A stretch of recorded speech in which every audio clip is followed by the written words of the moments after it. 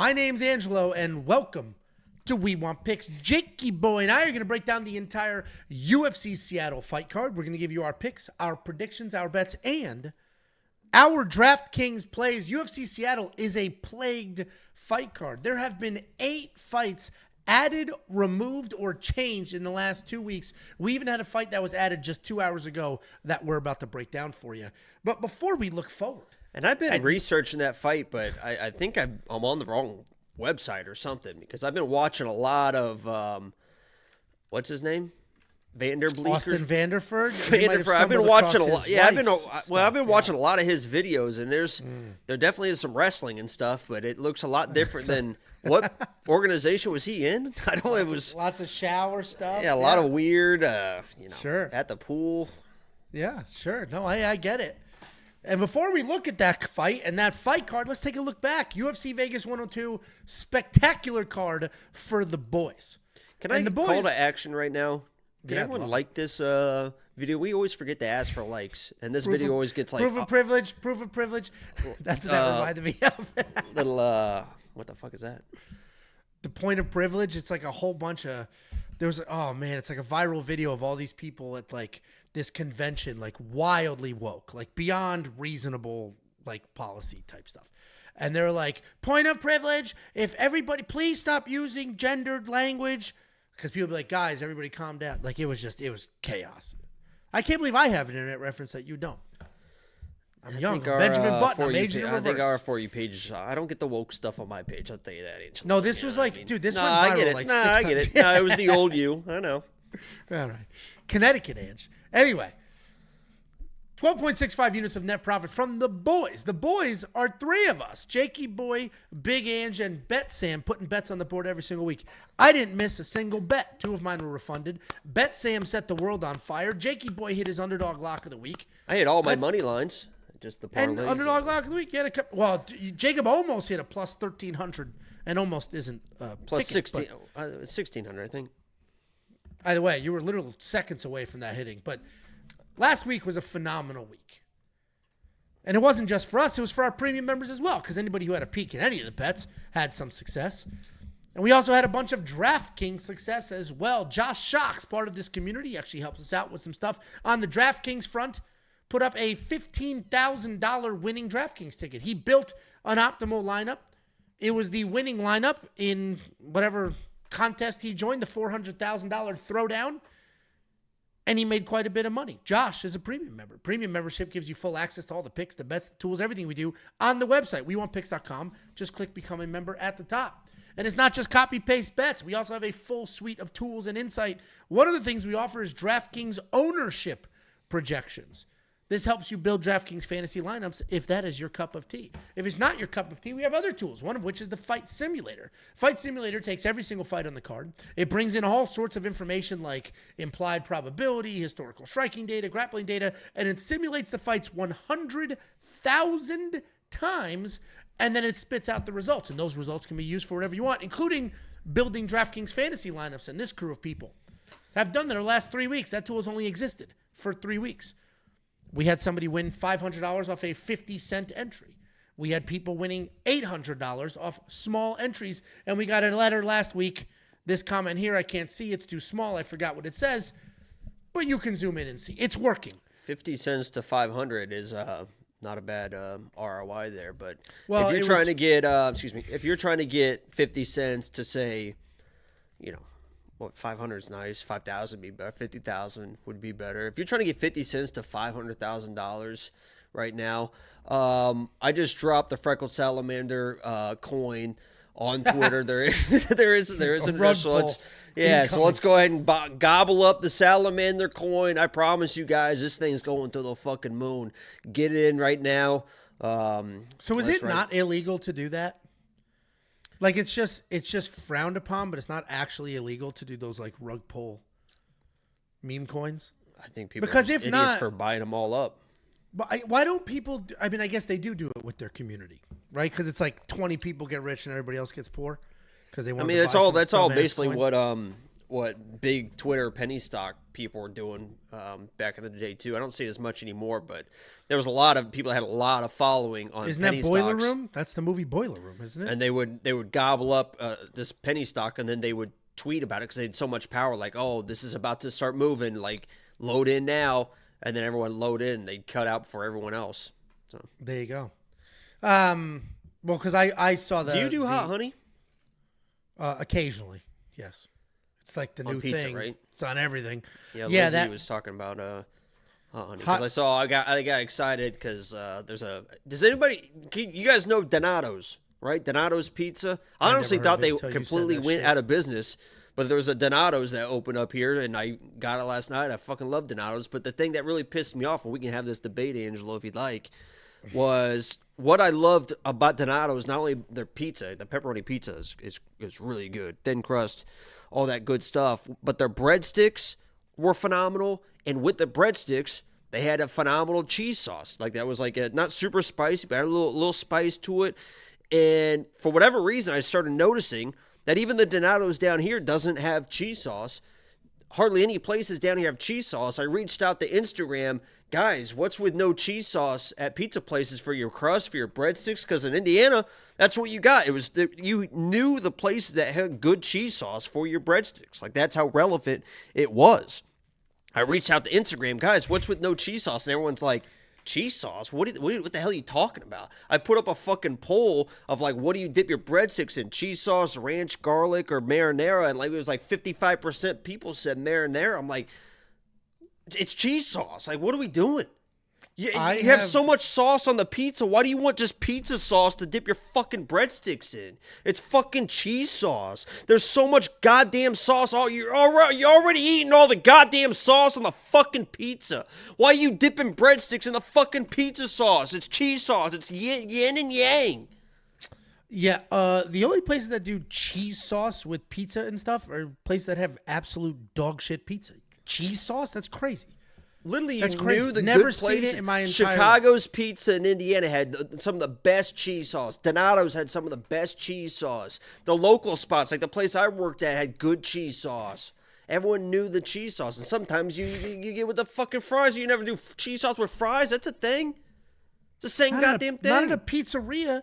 The only thing I would do is we go to the diner. In the Northeast, you have diners. They're open 24/7. They have everything. You can get a freaking. You can get a lobster. We have Waffle Houses. Yeah, but the menu's this thick. They're all run by Greeks. 90% of them run by Greeks. Waffle House is anything you could ever want. The menu's a front and back, and it's always sticky. You get it. You can get a freaking lobster at 2:00 in the morning. You can get a bowl of spaghetti. Okay, well, yeah. You can get. That's what I'm saying. Literal anything on that menu. And we would go to the Blue Colony Diner in Newtown, Connecticut, all banged up. And before you go home, 2:00 in the morning, place is packed with just youngsters, and you get yourself some cheese fries and gravy. Unbelievable. Isn't that love it? Or I would get a Happy Waitress. A Happy Waitress is Isn't a that grilled a cheese poutine? with poutine. Poutine is cheese curds.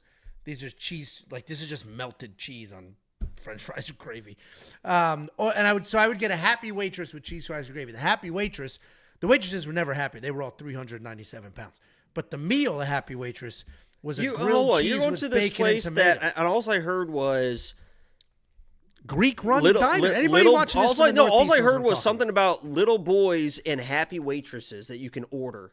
Who the hell said little boys? You said something about little kids or little boys or something. And then you're talking about you're purchasing a I said Happy the youngsters. Waitress. I meant when we were, in our 20s and 18s and when teens. you were starring in featured films. Yeah, when I was in the movie Sleepers, which I am in, by the way. I'm in the movie Sleepers, featured. I'm in the movie. We're both in that movie, and you can't even remember the name. I watched a crazy movie. The Burden of 9 Lives. I watched a crazy movie this past weekend. You know how many comments we're going to get about how long this intro is? Hey, guys. Use the chapters, you whiny bitch. Don't give a flying fuck. Angel's got a video. I'll have my video up tomorrow, which is literally the quickest breakdown ever. So if you just want fucking picks and you're just boring and you just want to be a loser your entire life, then fucking just exit off the goddamn video. Don't fucking spend your time leaving a comment. Too long. Go to a pair of fucking nuts. All right. Once you have those testicles, go to WeWantPicks.com, become a premium member. You get all the tools, all the picks, all the bets. Safety parlay, back on track. Smoked last week. This week, I love the safety parlay. Odds are going a bit interesting. One of the legs of the safety parlay, the odds are getting tighter. The other leg is getting wider, so it's about evening itself out. I think last year, the final count of when we both in 41 event weeks? 43 events a year. 43 events.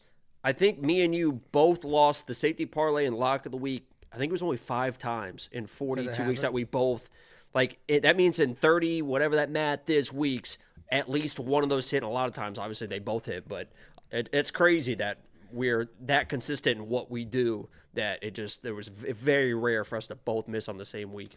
What's funny is we've added Bet Sam, obviously. Here's a comment I saw. And I have to apologize to Sam as well because I was very critical of his bets. Me and him were kind of heads up. Week 1, he fucking sucked too, and I was well, like, well, this past week too. Somehow I was still basically even when me and him, because he did so well. Me and him were so opposite on picks, but the fights end up playing out to where we were still able to do whatever. But yeah, that main event definitely. Gregory, I never recovered from hydrating. So what I was going to say, what's interesting, now there's 3 people on the official bets page giving you bets. For all of us to do well at the same time, it's almost impossible. We are 3 different people that think differently and do our own shit. We don't collaborate. That's what I saw a comment, too, that was like, I feel like these guys just pick against each other so they can say they were right and won. It's like, if we were doing that, we would just do that for every fucking fight. Literally, you know how easy that would be? Yeah. You know how fucking easy? Angelo, I don't think so. We literally picked the perfect card. Angelo picked 7 right. Jacob picked 4 right. We picked the perfect card. If you would, it's like, shut the fuck up. Well, and the tough part, too, well, first of all, every bet we place, real money, it's our own money. We do our own thing. But it's tough because I do a recap video after every event, and I am right there. People are holding me accountable for my shit. Then me accountable for your shit. Bet Sam's got his own thing. You have your own videos. So it's it's amazing that this past week, all of us did well. And Bet Sam has his own thing. You got Lock Week, I got Safety Parlay. For all of that to hit, it was an incredible week. Safety Parlay doing nuts well. When the Safety Parlay misses, no exaggeration, I get about 50 to 150 messages, depending on how big the event is that week. All negative, all awful, all miserable, all within seconds of the Safety Parlay missing. Even when it's beyond my control. When Rinya Nakamura decides imagine this past week, if you combine the Safety Parlay with the Slam of the week with the Lock of the week. That would have been a parlay. That would have fucking paid for your whole year. There you go. Well, premium membership's $10 a month. If you buy a year, it's only $100. You get a discount. Anyway, things went really well. I was proud of the Safety Parlay. I'm proud of the one I have up there now. You can unlock it right now at WeWantPicks.com. Here's Bet Sam's picture. He has been a wild addition. And I have been telling him, Bet Sam's a very normal, logical person. Because I was like, dude, they're loving you. And you're doing an unbelievable job. You will have a bad week. It's going to happen. And when you do, there are people hate watching, lurking in the shadows that are mad that they can't complain about you. And as soon as you have a bad week, they will. Just ignore those losers. Keep doing what you're doing. You've made everybody enough money in the last 3 weeks that nobody has literally years worth of membership paid for. So Bet Sam's doing his thing. Artem's doing his thing. The artificial intelligence doing its thing. WeWantPicks.com. Click Become a Member. Unlock every single thing, and you will get all of it for 4 events. If you sign up right now, you're going to get UFC Seattle, UFC Vegas 103, UFC 313. And where's this Marvin Vettori Delize fight? Is that Mexico, you said? Or that's back in Vegas? What are you talking about? I thought you said something about UFC Mexico or some shit. That's after UFC London. Oh, okay. Gotcha. Anyway, 4 events for $10. That's $2.50 per event. And every single time, you're going to get a pay-per-view because that's how it all fleshes out. And everything we offer is available inside of the app. The app is 100% free. Just search We Want Picks in the App Store. Throw it on your phone. We do push notifications. This very first fight we're about to break down, I gave you a push notification when the pick and the breakdown was up, and then I sent another push notification when I placed a bet. Those odds have already moved. The app is wildly important to get those notifications. Search We Want Picks. It's fucking $10 for everything we do. The app is 100% free. The list of things we do can go on forever. And the last thing I'll mention before we hit some super chats and the breakdown is here's the address. You want to send something for the Fight Foods vlogs, we do a mail day. I don't care if it's a letter, if you're trying to promote a small business, you got a whatever it is. We Want Picks, P.O. Box 406, Prosper, Texas, 75078. We got a couple super chats. We'll break down this card. This isn't a super chat, but Joel said, last 2 weeks I'm up 12 units because of the website. Thank you, Joel. Billy, 279 Canadian. My King Jacob is back. The sexy legend. Hi, Angelo. Hello, William. We appreciate you. Billy. Oh, Billy. The next Lennon, $1.99. Angelo, I was up massive Billy. last week. Thanks, boys. We appreciate you. Next Lennon, you're here often. You're always supporting us. Tarzan said, if it weren't for Angelo's YouTube channel, I would never know how to build a wiffle ball strike zone. I don't know if he's being sarcastic or not, but before We Want Picks existed, I started my own little YouTube thing. I had a Call of Duty channel. It was on top of the world. Long before I had anything. And then COVID hit, and Jacob lived here, and we would hang out, and he would film me cooking food. If you guys watch the Fight Foods vlogs, they started with me cooking food for my friends that come over and watch fights. Jacob would be one of the friends that come over to watch fights before we had the channel or anything, but I was filming the cooking of the food process. And then I got more and more confident and comfortable in front of a camera and was just uploading it to my own channel. I also uploaded how to build a wiffle ball strike zone because me, Jacob, Casey, and other people would be playing wiffle ball. So I don't know if you're being sarcastic, Tarzan, but the other thing I'm uploading to that channel now is just the extended version of my daughter's training. I'm training them to punch people in the face. Jabari, Curtavius, Ladarius, Malik. Angelo, would you ever sell your farts in our jar? The answer is yes. Send me an offer and an address. Pay first. Uncharted, Bet Sam was the second highest profitable bettor on all of YouTube MMA. And would you go figure? All of his bets are right here at WeWantPicks.com, along with me, Jacob, Artem, and the artificial intelligence. Donovan Kelly, $4.99. The cheese sauce did its job. What's that? Mask the taste of terrible pizza? Got him. The pizza, dumbass. Just the breadsticks. OKC Thunder, 1999. Howdy, fellas. WWP is goated. I know the live stream with Jacob was weird when Jacob was MIA, but you guys should do a call-in breakdown show. Oh, because I did. I was literally letting anybody, all the premium members, call in and do the breakdown. That might be something we could add. The problem is I have a real job. If I didn't have a real job, there'd be a lot more random content. Live streams in the middle of the day. We could do recap videos live, breakdowns with you all, but I got to see my kids, and I got to go to real work. How do you feel about the Seattle Supersonics? Are they the Pelicans now? Do they even exist anymore? Don't you think that Seattle deserves an NBA team again? They're getting a hockey team. Did you know what happened with the hockey team's name? Oh, that's not Seattle. My bad. That's Salt Lake City. All right, well, I thought I had a cool sports fact, and I don't. Goon says he's binging the Fight Foods vlogs. I appreciate you, Goon. Those are the most intense videos I do. A lot of work. Ready to break this down, Jacob? 18-minute intro. They're going to hate it. Yeah, you did a lot of fucking nonsensical storytelling. I'll tell you that. I just got so bored in the last 5 minutes. Yeah, cheese sauce. Opening up the UFC Seattle fight card, we have a brand new fight. This was just added literal hours ago. We have Austin Vanderford taking on Nikolay Veretennikov. This fight not only was just added a few hours ago, Austin Vanderford wasn't even a UFC employee a few hours ago. That's always a good idea to you, huh? Is it just to suck on a candy while you're fucking, Jesus Christ, spit that thing out. My throat. All right. I'll finish it after. My throat's a mess. Anyway, Austin Vanderford wasn't even a UFC employee a few hours ago. He's a Bellator defector that the UFC signed earlier today. This fight has seemingly come together in a couple of hours. Maybe there were conversations ahead of time.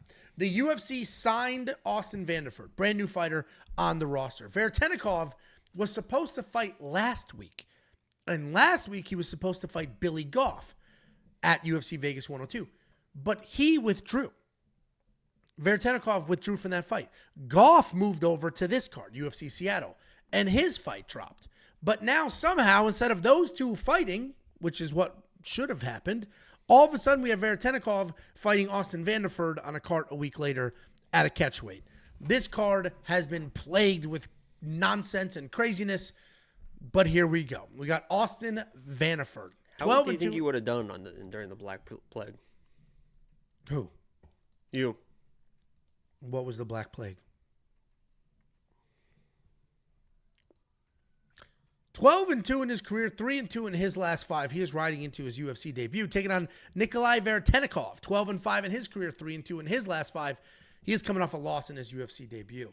Austin Vanderford is just a good old-fashioned American wrestler. He comes forward, he'll strike for a few seconds, and then he's shooting takedowns. He's not particularly fast, but he does grind. He controls pretty well, does a nice job shooting, reshooting. If he can't take you down, he can struggle a little bit. The knock on him in his only 2 losses has been his chin. He is a tough guy. He is not a quitter, but the chin isn't always up to the task. Making a UFC debut after a decent run in Bellator. Taking on Nikolay Veretennikov. Powerful, aggressive striker. He plots forward. He sends everything with power. He'll occasionally set things up with some low kicks, but for the most part, he comes in. He throws big, launches right hands. He is a durable guy. He has no problem with a dogfight. You can exploit his wrestling holes, though. But even if you take him down, he'll stay busy. He'll work his way back up.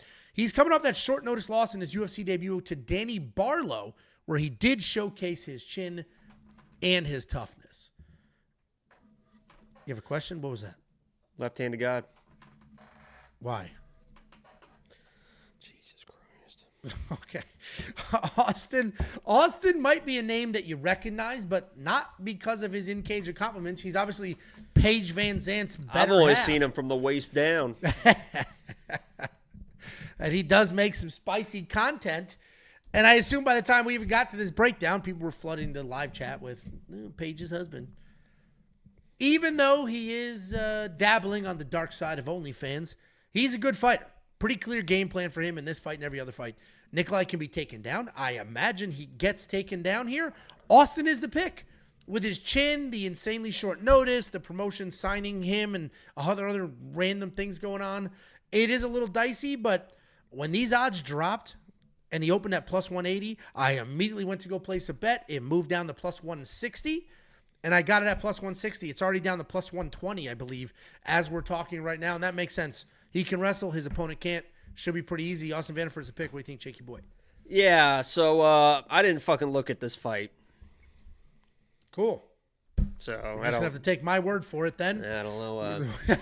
Wasn't quite there, so. All right. Well, I guess we're taking my word for it, and it is. But I tell you what, I like Austin, man. I like his movement. I like his tenacity. He is ferocious. He is unforgiving at times. I would say that he is, but also, yeah, I would say punishing is a good word, but also, compassionate. And I think he's got generous. a strong. Generous is another word. It sounds like you have seen the same type of, abilities as me. I think he's got a strong jaw. I think he's, a lot of times the jaw strength comes with the power of the tongue, and it seems like in the way that he's there, does certain things, he's got a strong tongue as well. So is it really just straight up PORN? I just assumed it was all just like fake tease nonsense. Like, are you being sarcastic, or is it, like, literal, like? I have no idea. Because Paige Van Zandt could get nuts rich if it's just straight up PORN. I don't think it is. I think it's just, like, tease. Yeah, I think you're right. I guess we'll never know. Oh, well, I guess we'll see. And I spell it. People are like, why are you spelling it? Because social media platforms get real weird with certain words being spoken out loud. That is one of them. Oh, Billy. I got the bet. If you have the app, you got the bet too, because I did a push notification instantly when I placed it. If you want to download the app, I can't wait to see. I wish we could screenshot Angelo's credit card charges at 2 a.m. this morning, because I guarantee he's very interested. Research. The second that head hits the pillow, he's going to be remember. Wait, does she actually do? Does she actually? Is it? Ding, ding, ding. Research purposes. Download the app, 100% free. Search We Want Picks in the App Store. And become a premium member. It's freaking $10 for an entire month. 2 weeks is UFC 313. All the picks, the bets, the tools, every single thing that we do for every single fight card. Wow, people are saying that it actually is. That's, That is crazy. I assume she's too famous for it to be straight up that. And I just assumed it was like teasy. Do you know Kim Kardashian? But that wasn't, she didn't like, that was something she did with her boyfriend in private that got. With that big dick Ray J. Yeah, he Jesus sold it. Christ. He's the one who sold it. Yeah. Yeah. But he put that thing out there and. Yeah, of course. Yeah, that's like when, nothing. We haven't been set back like that, and then we finally recover, and then Drake gets on there with his fucking. And it's like, oh shit, here we go again. That Ray J video came out, and that's just what every girl expected. Can't live up to that.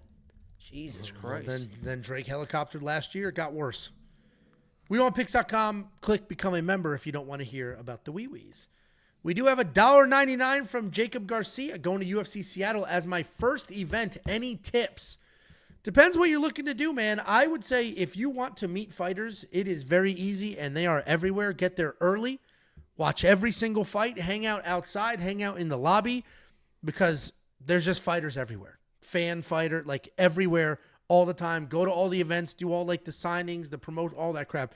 You spend a fortune to go there. Don't like get a nice dinner, like, because when I went with Tiffany, we spent a fortune to go to Vegas, International Fight Week, all that shit. We had to go to dinner. I missed half the card. Don't do it. When Jacob and I went, I didn't miss a thing. Go to the whole thing. Just to hear you breathing, I can stay lost in this moment. Forever. Is this because the asteroid's coming? Every moment's Is that why you're singing this? It's coming. I mean, you guys can fucking joke about it if you want. With 2032, all those, I mean, there's going to be a lot of Brazilians in the need of some homes. It looks like the way that asteroid's going to hit South America or like it's going to hit something. Europe, not North America, though. We're good. It's Southern Hemisphere somewhere. All right. Cross that bridge when we get there. The bridge we're going to cross now, though, is next up at UFC Seattle. We got Modestas Bukauskas taking on Raffael Cerqueira. Somebody spelled it out for me, like literally wrote out all the syllables. The syllables that they wrote out wasn't anything I would have ever gotten to on my own. But we're here. Modestas Bukauskas 16-6 in his career, 4-1 in his last 5. He's coming off a bounce-back win. Rafael Cerqueira, we're going to say. We're going to pretend he's Italian. 11-1 in his career, 4-1 in his last 5. He's coming off his first professional loss. Modestas Bukauskas, pretty versatile striker. He's dangerous on the feet. He's a bit low volume, which is why if you look at his stats on the next slide, he's got a negative striking differential. But he's got all the tools to be successful in the UFC. 71% takedown defense, typically a striker only. But he did just get 2 offensive takedowns and a submission win over Marcin Prachnio. Rafael Cerqueira is a patient guy. He fights pretty loose and fluid. He's not in a hurry. He doesn't chase finishes, and he doesn't even seem to throw with intent, but he is very dangerous. Or throw it all sometimes. He's just watching. He's athletic enough to be creative on the feet. He's got good enough ground game to hang there as well. He's pretty big at 6'4". He uses that size to move forward, get you on your back foot. He's an interesting guy to watch because when you're watching the tape, you do see a pretty low-volume guy that's not doing anything, and then you look at the record, and the guy's got 10 stoppages. Well, but his literally. last fight, he literally didn't do anything. But if you look at his other fights as well, and then you look at his record, you would be surprised that 10 of his 11 wins are by stoppage. Because he doesn't seem like wildly aggressive. I think that doesn't say he's a very good dog. I know more Portuguese. He is, and we're about to get there. He's not very aggressive, but he does find finishes. He's coming off that 1-minute knockout loss to Ibo Aslan in his UFC debut. I've said this time and time again. The way Jacob and I do these breakdowns is we watch the tape. If we need to watch the tape, we do our breakdown, we make our pick, and then we look at the odds. If we have somehow avoided the odds before doing the breakdown. And I was shocked when I moved over from my pick to the odds to see that Raffael was a big plus money dog. It made no sense to me. And the line continues to move. And I understand. Like, Modestas should win this fight, right? I am going to pick him. We'll see a bet. I'm going to pick Modestas, but at minus 285, it makes no sense whatsoever. I'm going to pick him because he is likely the better striker, and as long as this stays a striking match, I think he'd have some success. But Raffael is a tough dude. He finds finishes. He's not a coward. He's going to move forward. He might not have a ton of volume, but he is going to be in this fight. And I understand that Raffael was just knocked out in his last fight. Oh, he's a bum. But Modestas Bukauskas has been knocked out 4 times. 4 times he's been knocked out. So I'm going to pick Bukauskas here. These odds are long gone. Don't touch it. It's ridiculous. Raffael's an absolute phenomenal underdog. I'm just not going to pull the trigger on him. What do you think, Jakey boy? Yeah, this comes down to is Modestas going to fuck up or not? He's the better fighter. He's the actual technical fighter. He's well-rounded. He's going to be in and out. He can touch this guy and just move out of the way because this guy, Raffael, is, honestly, I don't think he's a UFC guy. He's got power, but he throws it wild. It's not like technical power. Some of it's like just spinning bullshit against regional guys. I don't think he's a UFC guy, but he does have that power. And if you watch Modestas fight, he can be pretty clean with the striking, but a lot of times he will hang out in the pocket. He wasn't knocked out in his last fight, but I think he got stumbled and hurt like 2 or 3 different times and stuff. If Raffael is landing those same shots, it could be lights out. If Modestas does not respect the power of this guy, as looping and wild as it is, and hangs out in the pocket, he could get slept. You know, if I'm looking at the odds here, and I'm seeing the under 1.5, you know, maybe Modestas is staying on the outside. We know Raffael can already be boring, but I think the first exchange, something could happen in this. And I'm looking at Raffael first round KO at plus 800, and I'm thinking, you know, I'm not a value play type of guy, but against a guy like, as you mentioned, has been knocked out before, was even getting hurt in his last fight against Prochnow. I mean, that head kick was crazy. I mean, he had Prochnow hurt, and then he somehow slips up that head kick, but he hurt him with his hands too later on in that fight. He turned Modestas into a wrestler, so he definitely does get hit. I think at plus 800 has you know, like you said, last week we almost hit the second round Vince Morales submission for plus 1,600, I think it was absolutely insane. I think this plus 800 could have some legs to it, but Modestas is the better fighter. I'm taking Modestas. There we go. Pretty straightforward. We're on the same page here. What was that? I didn't like that. I'm multitasking. Okay. I'm getting customer support emails. I'm getting DMs on Discord. It's crazy. People have no respect for the live stream. We're on the same page. I'm not spending that money. Minus 285 seems crazy. Now, the DraftKings money might make some sense because whoever wins this fight is likely going to win by finish. You could bet does not go a distance. That's obviously very, very juiced. I don't know if Modestas is going to win by, not necessarily win by finish. If he's smart, I'll probably just get in and out. I think then the over on the round is going to be plus money. There you go. DraftKings Fantasy, I probably will spend the $9,300 on Modestas Bukauskas, but depending on what you want to do and what tools you use, and if you want to play DraftKings Fantasy, you have full access to the artificial intelligence. You have full access to the Slate Sleuth articles. You have full access to the optimizer, full access to the fight simulator, which will simulate fights 100,000 times and give you those results. WeWantPicks.com. Click Become a Member. Everything you could ever want or need heading into a fight week. Next up, at UFC Seattle, we have Mansur Abdul-Malik taking on Nick Klein. Mansur Abdul-Malik, the biggest favorite on the card, and this line moved lightning fast. Just a few days ago when I broke this down, he was minus 500. And now he's minus 1,000. That's fucking double. It's twice as, yeah. I mean, yeah. Holy shit. You're right. That's crazy. Hold on. Where the fuck is it? Write it down. Because if you don't write it down, you might. Oh, there you go. To the 5th power. So we have how much? It was minus 500. Yep. Okay. And then we're trying to get to minus 1,000. So basically what you're going to do here is you're going to solve for X. Okay. So we start off with 0x0 is going to be a 0x in the middle. Right. Now we have 0, 0. So that's going to be your 0. We have 5 and 1. That's going to be your 5. So we have 5, 0, x 0. Is this Common Core math that we're doing? Excuse me. And then we have the minus 1, which when you carry that down, it's going to be the plus 1. So now we have 1,000. Actually, it's 150, 0x. Remember, we're still trying to solve for x. So what you're going to do is you have to get the x. The x has to get out of the 0. The x isn't supposed to be in the 0. So just do the, I'll get it. Hold on. Just do the breakdown. I get it. Okay. All right, well, Mansur Abdul-Malik, while we figure out what that line movement was, is a tremendous favorite here, and he is undefeated. He is 7-0 in his career, all stoppage wins. He's taking on Nick Klein. Nick Klein, 6-1 in his career, 4-1 in his last 5. He's on a nice little 3-fight win streak. Nick Klein, decent grappler, rangy striker. When he's striking, he wants to stay on the outside, pump the jab, use that range. He'll leg kick. Everything he does at striking is to keep you at distance. He'll eventually take a shot. And when he does a really good job lowering his level, shooting real takedowns. They can be clean.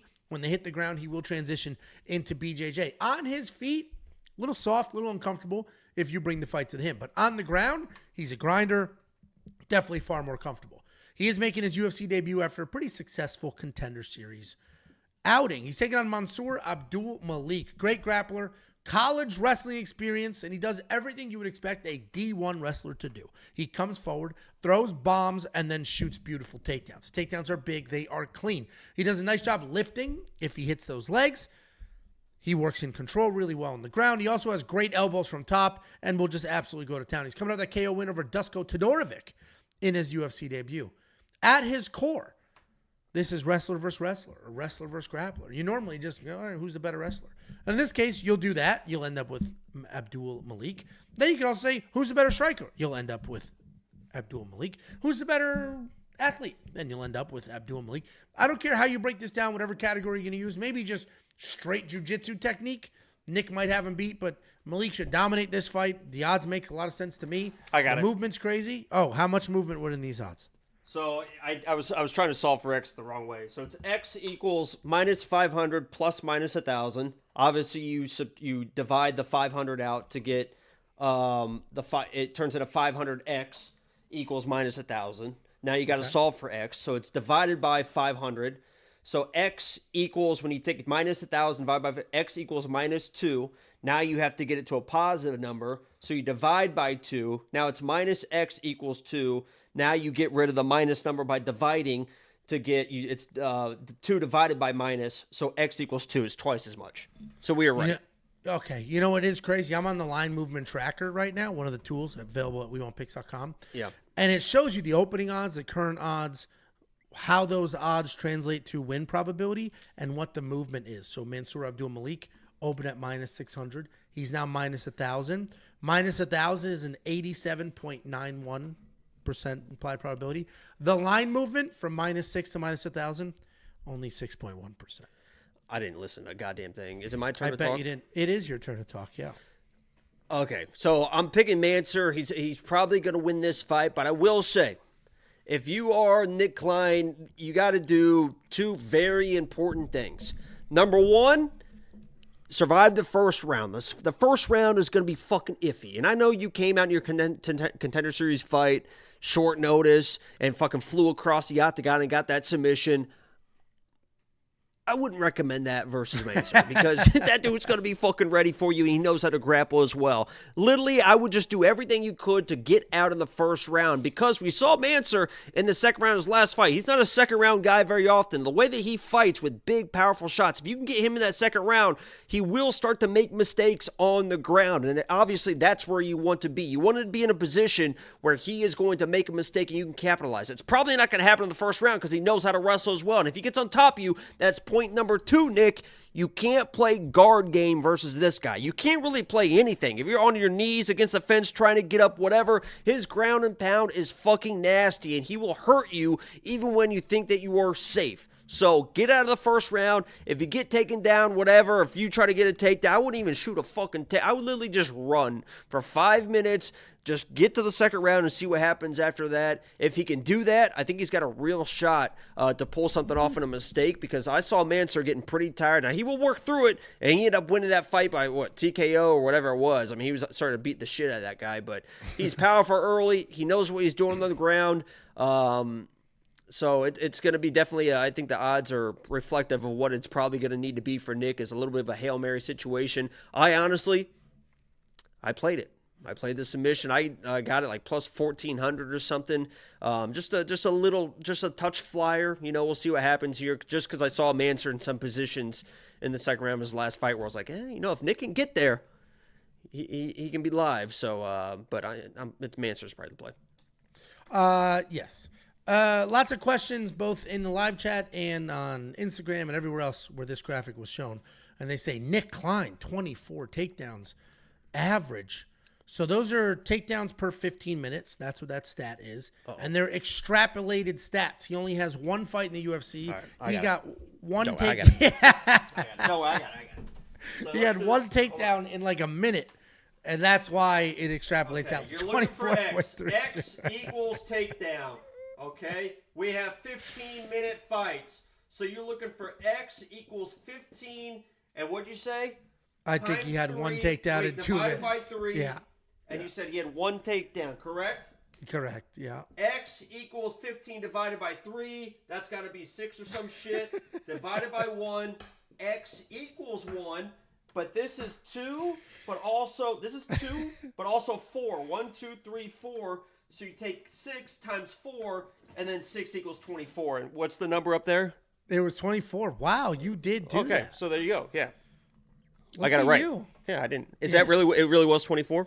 Yeah, great job. That's incredible stuff. Jeez. Wow. DraftKings Fantasy, $9,700 for Malik, and if history is correct, that will be worth it. Guy comes out there, rips your face off, scores the points. He's going to be in my DraftKings Fantasy lineup. Biggest favorite on the card, which didn't start that way, but that's what's happened over the last few days, and should be worth the money. Make it all happen. If you do want to unlock all the picks, the bets, the tools, and everything else that we do for an entire month, WeWantPicks.com. Click Becoming Members. $10, a whole month, 30 days. It's actually not 30 days. It's a month. So if you sign up February 18th, you have access till March 18th. If you sign up March 18th, you have access till April 18th. That's how we do it. WeWantPicks.com. Click Become a Member. Couple of Super Chatterooskies. $2 from Philip Bacon, my first ever UFC live. Good luck, Bacon. Enjoy it. Going to UFC events, a ton of fun. They're a ton of fun. It should be a great time, so enjoy. Next line, another $1.99. I'm a knife maker. Sending you a sick knife I made. Okay. If you're sending it to the P.O. Box, write a letter. We'll read the letter. We'll do all the things.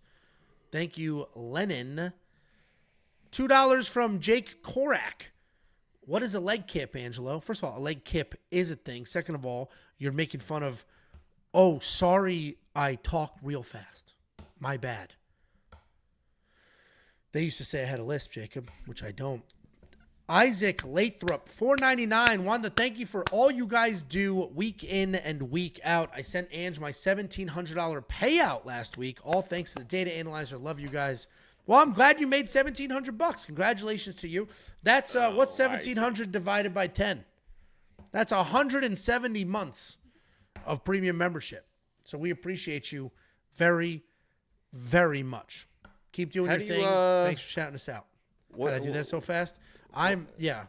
That's not what I mean. That was pretty simple math. How do you clap? What do your hands look like when you clap? Do the clapping motion and then I've got a great clap. And then I pause. got a great no, clap. just pause. I just want to see what I do the pocket clap. Yeah, here. Okay. But you're you're yes. looking like this. Yes. Hold your hands. Hold your hand. No. Because I saw somebody like doing. That's stupid. I'm right here. I'm just, Sideways is weird. You're doing like this. This is very, this is very effeminate. Homosexual. There's a little homosexual. I'm right here because you're right here. Right. Good job. Good game. What if you're clapping low? Sometimes I'll just slap my leg. All three of them. Next up, at UFC Seattle, we got almost Seattle's own Ricky Simón taking on Javid Basharat. Ricky Simón, 20-6 in his career, 2-3 in his last 5. He is on a very unfortunate 3-fight skid, taking on Javid Basharat, 14-1 in his career, 3-1-1 in his last 5, coming off a close loss to Ayman Sahabi, and effectively hasn't won a fight in 2 full years. Ricky Simón is a high-energy wrestler. Non-stop forward pressure. He will just dive on leg after leg after leg with 100% energy over and over and over again. If he gets a takedown, amazing. If he doesn't, he'll just shoot again. And if that doesn't work, he'll shoot again. And if that doesn't work, then he's just going to keep shooting while also getting punched directly in the face. He goes back to the takedowns over and over and over. His biggest asset is his gas tank and his willingness to stick to a game plan. He's not a technical striker, but we have seen some random power in the mix in the past. We've seen flashes of it. He typically is not striking long enough for it to matter. And he is coming off that loss to Vinicius Oliveira where he was just out-dogged, but he came forward and did what he does. Taking on Javid Basharat. Javid is I'm going to say grappler, but he's got very good striking as well. He's got good offensive and defensive wrestling. He has no problems with a kickboxing match. He lands almost 6 significant strikes per minute, and he's hit with fewer than 3. We've seen him out-grapple some people. We've seen him out-strike some people. He is coming off that insanely frustrating loss to Ayman Zahabi where it was clear that he just wanted to be a technical striker on the outside. He never had a second gear, never picked up the pace to try to take that fight back. And as insanely frustrating as his last fight was, and I told myself I can never pick this bum again, screaming every single curse word you could imagine. I have healed up a little bit, and I'm back in the saddle. I do think Javid can win here. Back in the saddle, you could never get on a fucking horse. Get the fuck out of here. You could never get on a horse. There's no way you're getting that leg over. You got to fucking one leg, step up on that stirrup and swing your other leg over. Fought. And I think not only was I more flexible, I was faster, I was stronger. Like, the fuck out of here. I can't get my leg over. Never get Go on a watch the fucking Fight horse. Foods vlog where I'm doing the training. I kick my foot higher than my head. I don't give a fuck. It's different. It's different. And plus, the horse would never trust you. Why wouldn't a horse trust me? I'm Trump. Look at this fucking big back. Jesus Christ. Holy shit. I can't. They fucking run away. My spine can't handle that. Holy shit. Either way, you're essentially that fat girl with the lift is like you and a horse. Like they would just say no, and you'd have to sue the horse. Oh, the Uber, that lift, LYFT. Listen, I'm going to pick Javid here, but only because I think his takedown defense could be good enough here, and he'll defend the takedowns, and the judges may not like what will look desperate. Whether it's desperate or not, that's just how Ricky fights, but it might look desperate, and it's going to be a weird scorecard. I am not betting on Javid here because Ricky could also win this fight with just straight-up pressure and determination. I think this is a much closer on the odds. Javid hasn't won a fight in 2 years. He had the no contest. He was losing that no contest before a kick to the dick. He was losing. Then he finally did lose to Ayman Zahabi. This could be Ricky Simone's comeback. He's just going to be diving at legs the whole time. So it just comes back to how good a takedown defense you think Javid has. What do you think, Jakey boy? What are we laughing at here? Sam, Angelo, I believe there is indeed a horse on this planet that could support you. Yeah, a way to be positive and an asshole at the exact same time. First of all, any of the Budweiser Clydesdales would be happy to have me. Just happy to have me. They would take you. Yeah. They would take you. They would see you as a nice mare.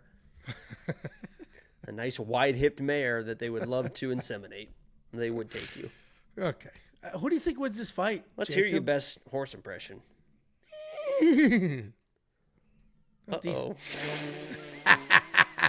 That was a lady horse in heat. You're fucked. That was a heated lady horse. You got problems, dude.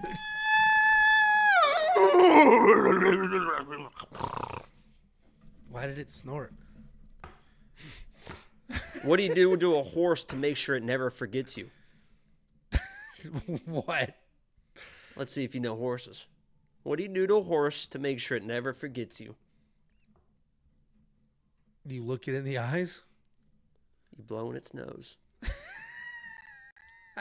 There's no way that's true. Look it up right now. Look it up right now. No, you do your breakdown. I'll look it up. Go ahead. Well, they'll never forget you. All right, go ahead. Do your breakdown. Listen, I know that people have been disparaging and saying, oh, Ricky sucks and this and that. You can't trust Ricky anymore and he's not the same guy. I mean, losses to Song Yudong, to Mario Batista, to Vinicius. We just saw Vinicius look absolutely fantastic, right? And I know Ricky Simone. I tell you guys, when I have a lock of the week, I know my lock. What are you laughing at? You saw it, didn't you? The fucking dumb. I just Googled blowing a horse's nose, and the picture that came up is just a horse like it's just so exciting. They'll never forget you if you do that. It says that, doesn't it? No, it doesn't say that. Yeah, it just says it's a great way to bond with them. There you go. See, there you go. I know Ricky Simón well. I had Vinicius as my underdog lock of the week at UFC 303 against Ricky for a reason, right? But that matchup was a little bit different than this one, right? Because Vinicius is a very, very dangerous striker that also has pretty good takedown defense, and I knew they had better takedown defense than people realize, and we saw that in his last fight as well, and that's why he was my lock of the week. And I know that Javid does have good takedown defense. He has offensive wrestling as well, and if I was Javid, I don't think he's going to do it. I would offensive wrestle Ricky Simón. You don't have to spam takedowns, but as we always say, wrestle the wrestler. Take it to him. But what I like about this matchup with Ricky Simón is Javid is not he's not a dangerous guy.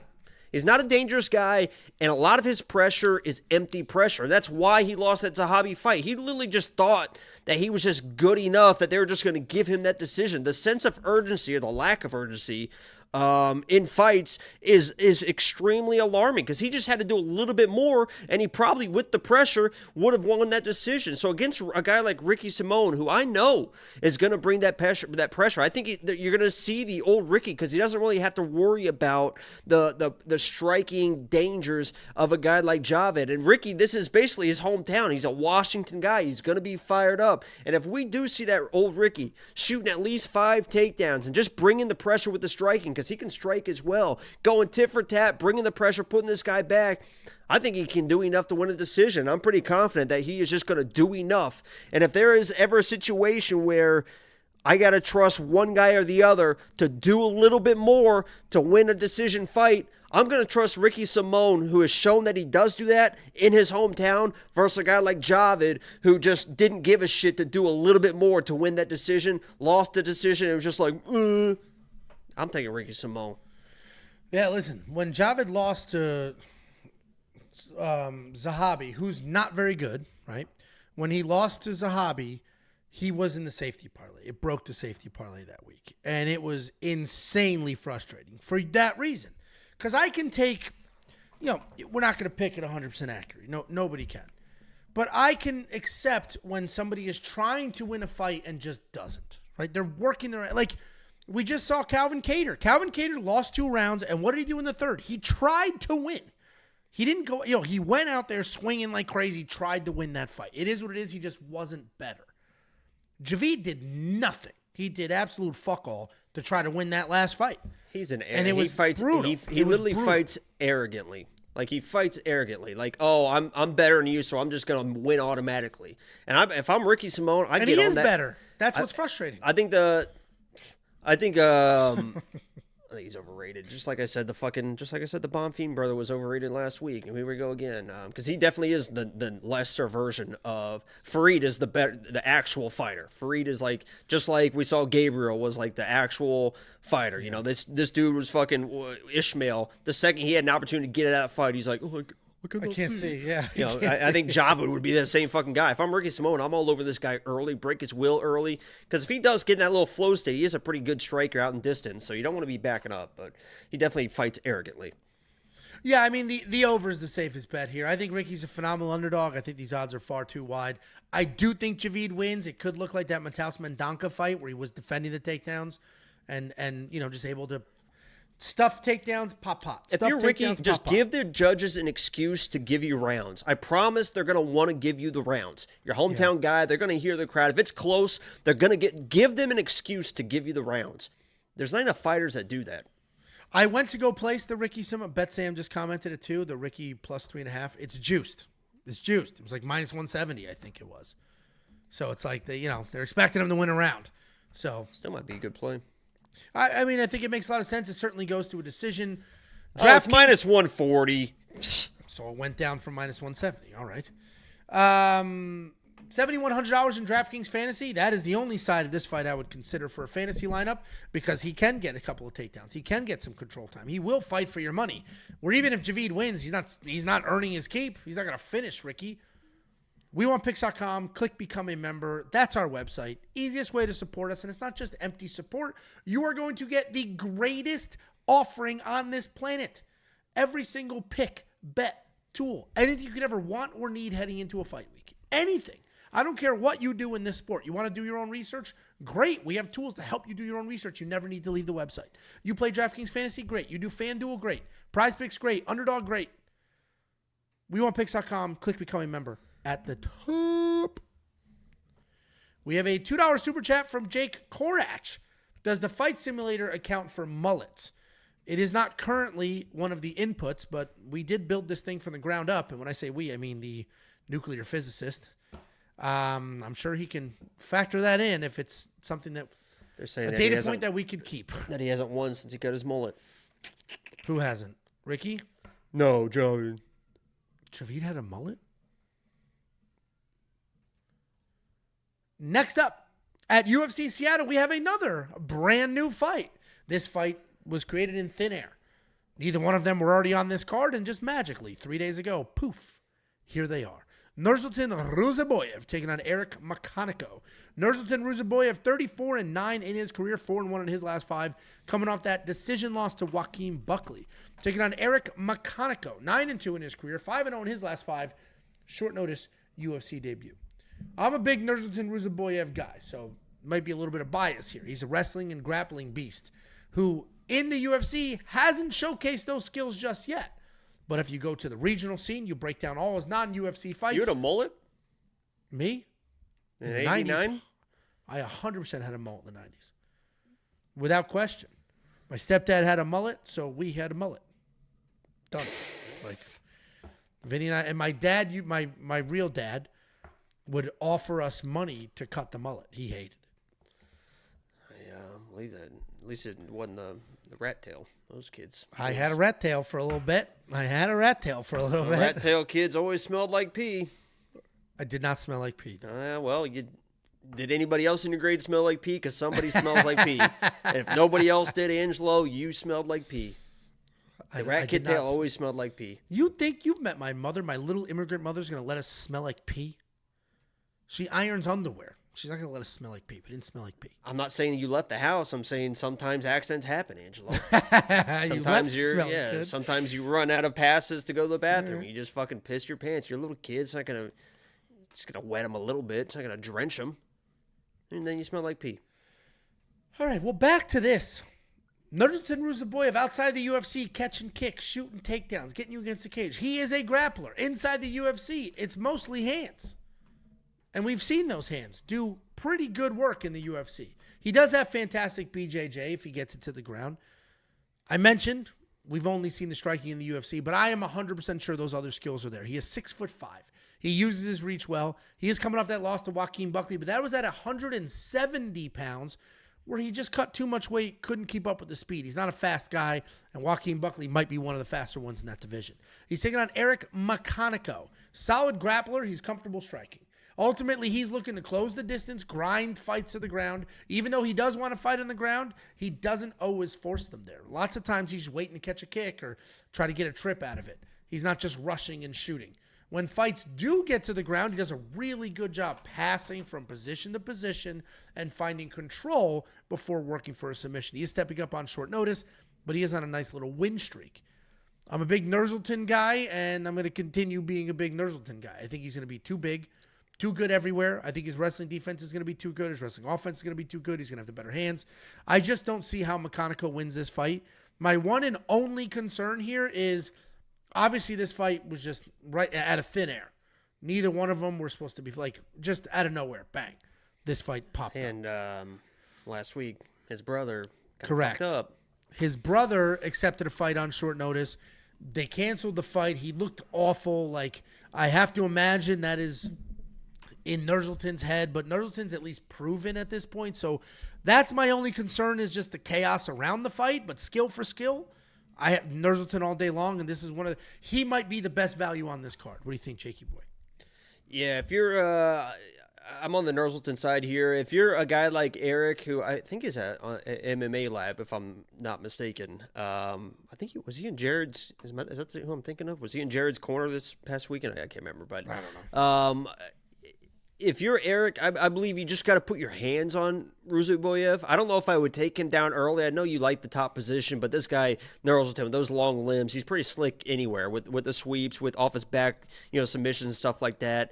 I just wouldn't put yourself in that position. If I'm game planning for Eric, I blitz this guy, I get my hands on him, I get him in the clinch, I get him against a fence, and I just try to wear him down, right? That way his offensive wrestling, everything slowed down. He doesn't have a lot of experience out of the first round. We saw that fight versus Buckley. He really kind of slowed down. So if you're Eric, I think you can get hands on this guy, get him against the fence, kind of grind on him, use your strength because you are a big, strong dude. You're probably gonna be able to get underneath this guy, get your head underneath his chin, and hold him there if you want. Wear him down, get to that second round, and then take him down and start grinding on him, advancing positions and stuff like that. Because I think if you are shooting takedowns, that Nursulton is a guy that will, maybe not early, but as the fight goes on, he will accept the takedown and try to play that guard game, and that's your best way to win this fight. So extend the fight, use your strength, get on top, and if you're on top, cover those hips and be safe, and honestly try to make this fight boring, because if the fight is not boring, that's probably because Nursulton is doing some wild stuff, either in the long rangey striking or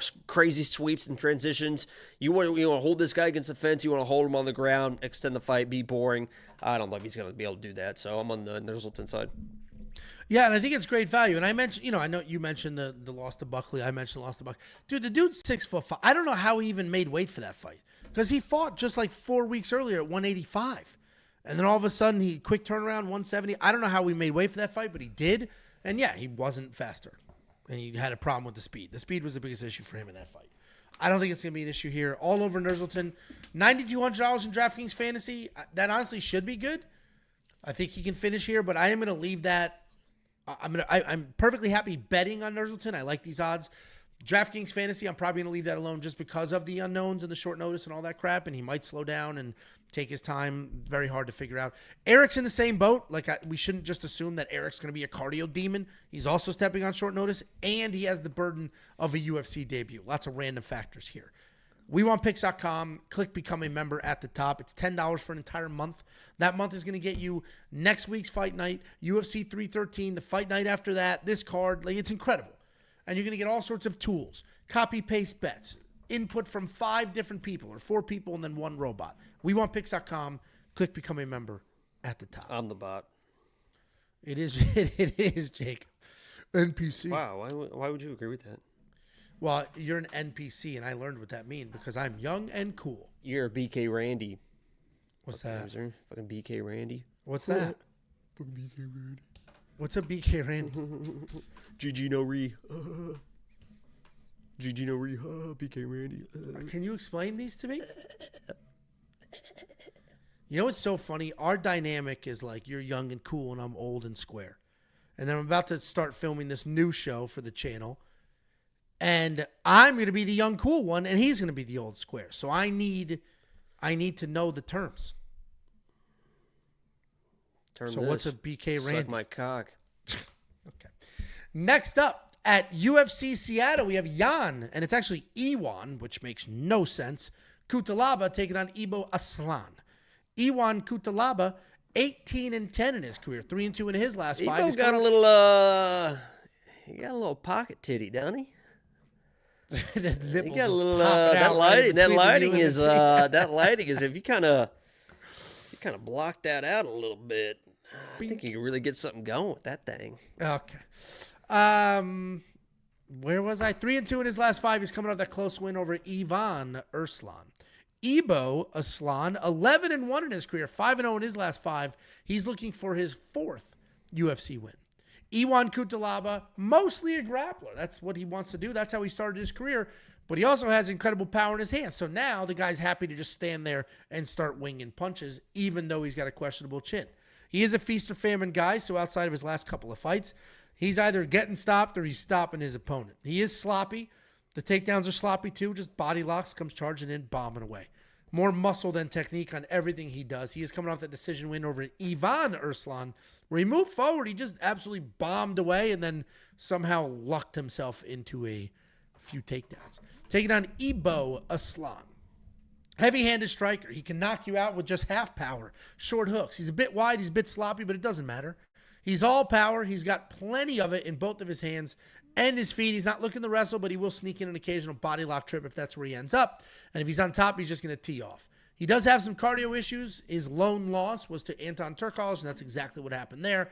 He is coming off that sub 1 minute knockout win over the previously broken down Raffael Cerqueira. And I got to go with Ibo Aslan here. Sometimes it's 1 + 1 = 2. Aslan. Doesn't sound like that's what he would. I don't even know what he sounds like, but I'm Ibo Aslan. It's either that or like he's got like nice lips. It's either that or he's a little zesty, a little ginger. Hey, it's Ibo. Yeah. Hey, You could say it with those lips. You could say it. Hey, I'm Ibo. Welcome. I'm fighting on February. Yeah, literally. So I'm fighting in the main card UFC Seattle. So come watch. I'm Ibo. But here's I'll give you my breakdown. Then typical Angelo fashion, I'll tell you why I'm afraid of it. Iwan has no chin. He's willing to slug it out. Ibo has a ton of power and should knock him out. It should be as clear as day. Ibo knocks out Iwan. That's what this should be. But all of a sudden, out of nowhere, last couple of fights, Cutelaba is a little bit more durable than he used to be. And now he's hitting decisions. First ever decision 2 fights ago. Then it's 2 decisions in a row. Like, what is going on with Cutelaba? That's the one and only thing that concerns me is like all of a sudden he's not chinny as hell. But for 90% of his career, he has been chinny. I have to assume he still is. Ibo's the pick. What do you think, Jakey boy? Sorry, I'm in our spreadsheet right now. I think Josh is adding bets, so I was typing to him. The spreadsheet. I just typed in hola. You mean Bet Sam? Is he in there? Is that who it is? It wouldn't be Josh. Josh doesn't have bets. I thought he'd added the bets for Sam. No, Sam doesn't. No, I thought for some reason that he added the bets for Sam. So I guess Sam's in there. So he doesn't understand Spanish. Yeah, I mean, this breakdown is pretty easy. You know, it's he either gets takedowns and keeps the takedowns, or he doesn't. He probably gets knocked out. I don't think he's going to get the takedowns, so I'm going to Ibo by KO. All right. Well, yeah, I mean, that really is all it comes down to. all the heavy lifting here. If you want to fucking try and brawl with Ibo, it doesn't fucking go well. So you either get the takedowns or you don't. Well, what do you think happens? All you did was say what could happen. What do you think? I said I don't think he gets the takedowns and Ibo wins. That's on me. You're right. My bad. Dude, Jesus, calm down. Fuck. $8,500 in DraftKings Fantasy. The movie Ibo I Aslan. watched this weekend I referenced ended with a guy getting a shotgun shoved up his ass. Oh, what movie was that? Why are you so interested? You got real interest. Most people would be like, ooh, and you immediately like, what movie is that? Because what movie could you possibly have seen where they have Ibo and I were just, Ibo and I were just, all right. What movie is that? You're thinking how far in? yeah. Is there a timestamp? All the way? Was that a sawed-off or what? All right, $8,500 DraftKings Fantasy. That could be the easiest money you've ever spent on a DraftKings Fantasy lineup if Ibo can connect to the chin. Iwan in wins is an absolute cash cow for the most part. This fight can go many different directions, as does every Iwan fight, but we're both squarely on the Ibo side. I picked Iwan against Ankalaev twice. What a mistake. That is a mistake. God, I hope Ankalaev gets fucking smoked by Alex. Oh. I don't think there's going to be any issue there. I don't know. Did you see that clip floating around of Alex getting taken down by like the fucking smallest dude in the world? Yeah, and I saw somebody said, you guys are exposing yourself. They don't understand grappling. When a smaller guy has leverage like that, it's basically impossible to defend. Yeah, he just shoots. Yeah, he's below the hips, above the, like, yeah, I get it. But it also was like, God. I just hate a lot of times in in grappling and stuff, when you're just grappling, you let somebody take your leg so you can try to defend certain situations and That's stuff. not what happened there. That's not what happened there. But yeah, it is a little softer roll type situation. Yeah, sure. Maybe it's all a honey dick. Oh, look at me getting taken down. You should try it. Boom, uppercut, just waiting for him. Guillotine, ninja choke. For him. Alex gonna win by ninja choke. Dude, we'll break down that fight when it's time. He's a black belt, man. If you become a premium member, you'll have full access to that breakdown as well. Because if you sign up today, you are well within the window of UFC 313. Become a premium member right now to unlock all the picks, the bets, the tools, and everything. Yeah, you think they just leaked that? Yeah. I mean, what are we doing here? It's a setup. I get it, man. It's a setup. Yeah, like everything we do is somebody in that camp was like, "Can I post this?" And they were like, "Oh, don't." No, they were like, "Yeah, post that. Do it. Get them talking." Everything we do is available on the web, mobile, desktop, or in the app. Like every 3 or 4 months, I will accidentally post a dick pic on my Instagram story. Whoopsie. Whoopsie. How did that get there? Whoopsie. Stuff doesn't leak on accident. Was that not a picture of my dog? Oh, goodness gracious. Next up, at UFC Seattle, we have the featured prelim of the evening. We have Andre Fili taking on Costa. This has had some wild line movement. Andre Fili opened at a -200 favorite and is now a +102 underdog. Andre Fili, 24-11 in his career, 3-2 in his last 5. He's coming off the back-and-forth win over Cub Swanson, taking on Costa, 21-7 in his career, 3-2 in his last 5. Coming off the come-from-behind win over Shalilan Nerdenbeek. Andre Fili, I have broken this guy down so many times, I say the same thing every time. Wildly talented. At one point in time, actually, he used to be with Paige Van Zandt as well. He was Austin Villafort before Austin Villafort. It was Garbrandt, not him. Idiot. Oh, yeah, all right. They all look the same. They've got the exact same look, feel, tattoo situation. But yes, you're right. My bad on that. Anyway, Andre Fili was supposed to be the next big guy out of Team Alpha Male. He was supposed to follow in Cody Garbrandt's footsteps. He's a small guy. Andre Fili likes big booty Latinas. Oh, that's right. Big booty Latinas, yeah. He can wrestle.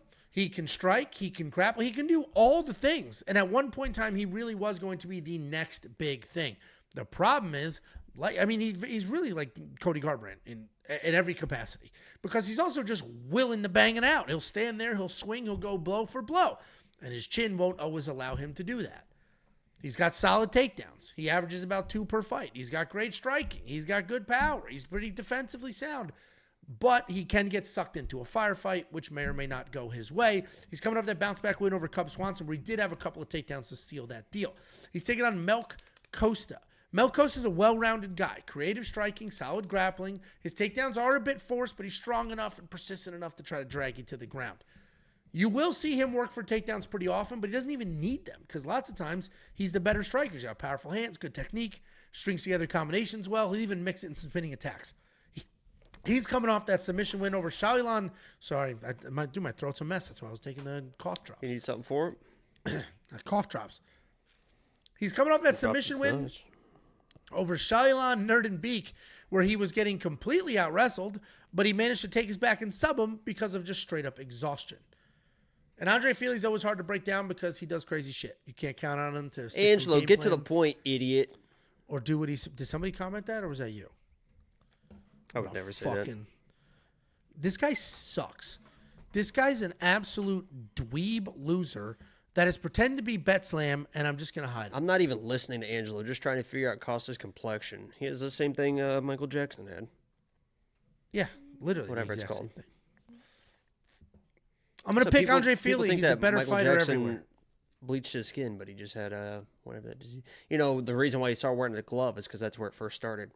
Oh, is it really? That's so he wore a glove to perform to kind of hide it, and then eventually it just keeps going and going. It just depletes all your whatever, and that's what happened to me as well. I was very yeah, there you go. You're just at the cookout doing things, and then I was like, oh my god. Slowly over time. Who do you think wins? I picked Andre because he's just a straight up better fighter. not here. You want me to prove it? D send the pass real quick.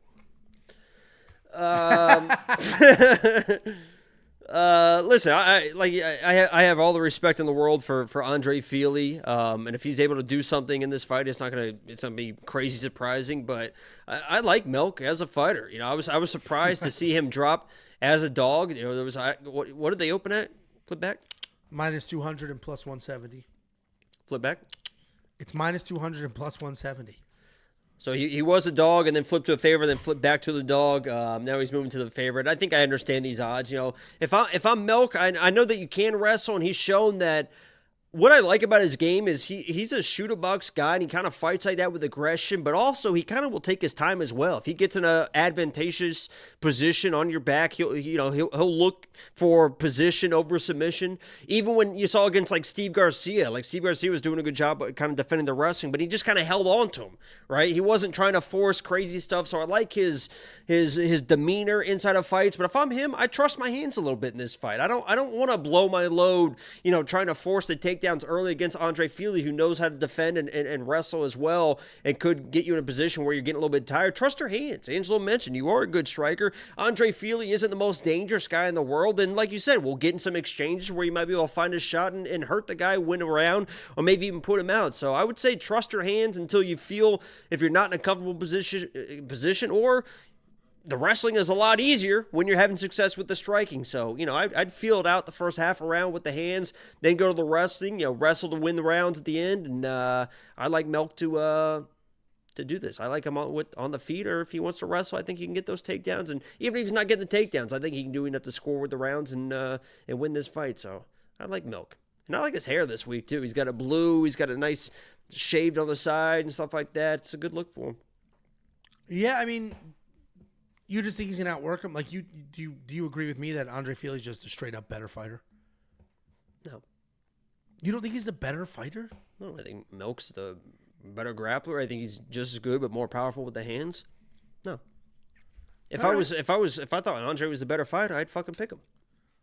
Well, that's not always the case, though. Sometimes a better fighter doesn't fight to their abilities. All right, I assume they will. We're split here. If I had bet openly money, I'd bet you. But I don't. If you do want to check out, I can just request the money from you after the fight. So name Okay. the amount. $100. $500. I just said 100. You're such a fucking loser. Be a fucking man about it. 100 was aggressive. Oh, That's how rattled I am.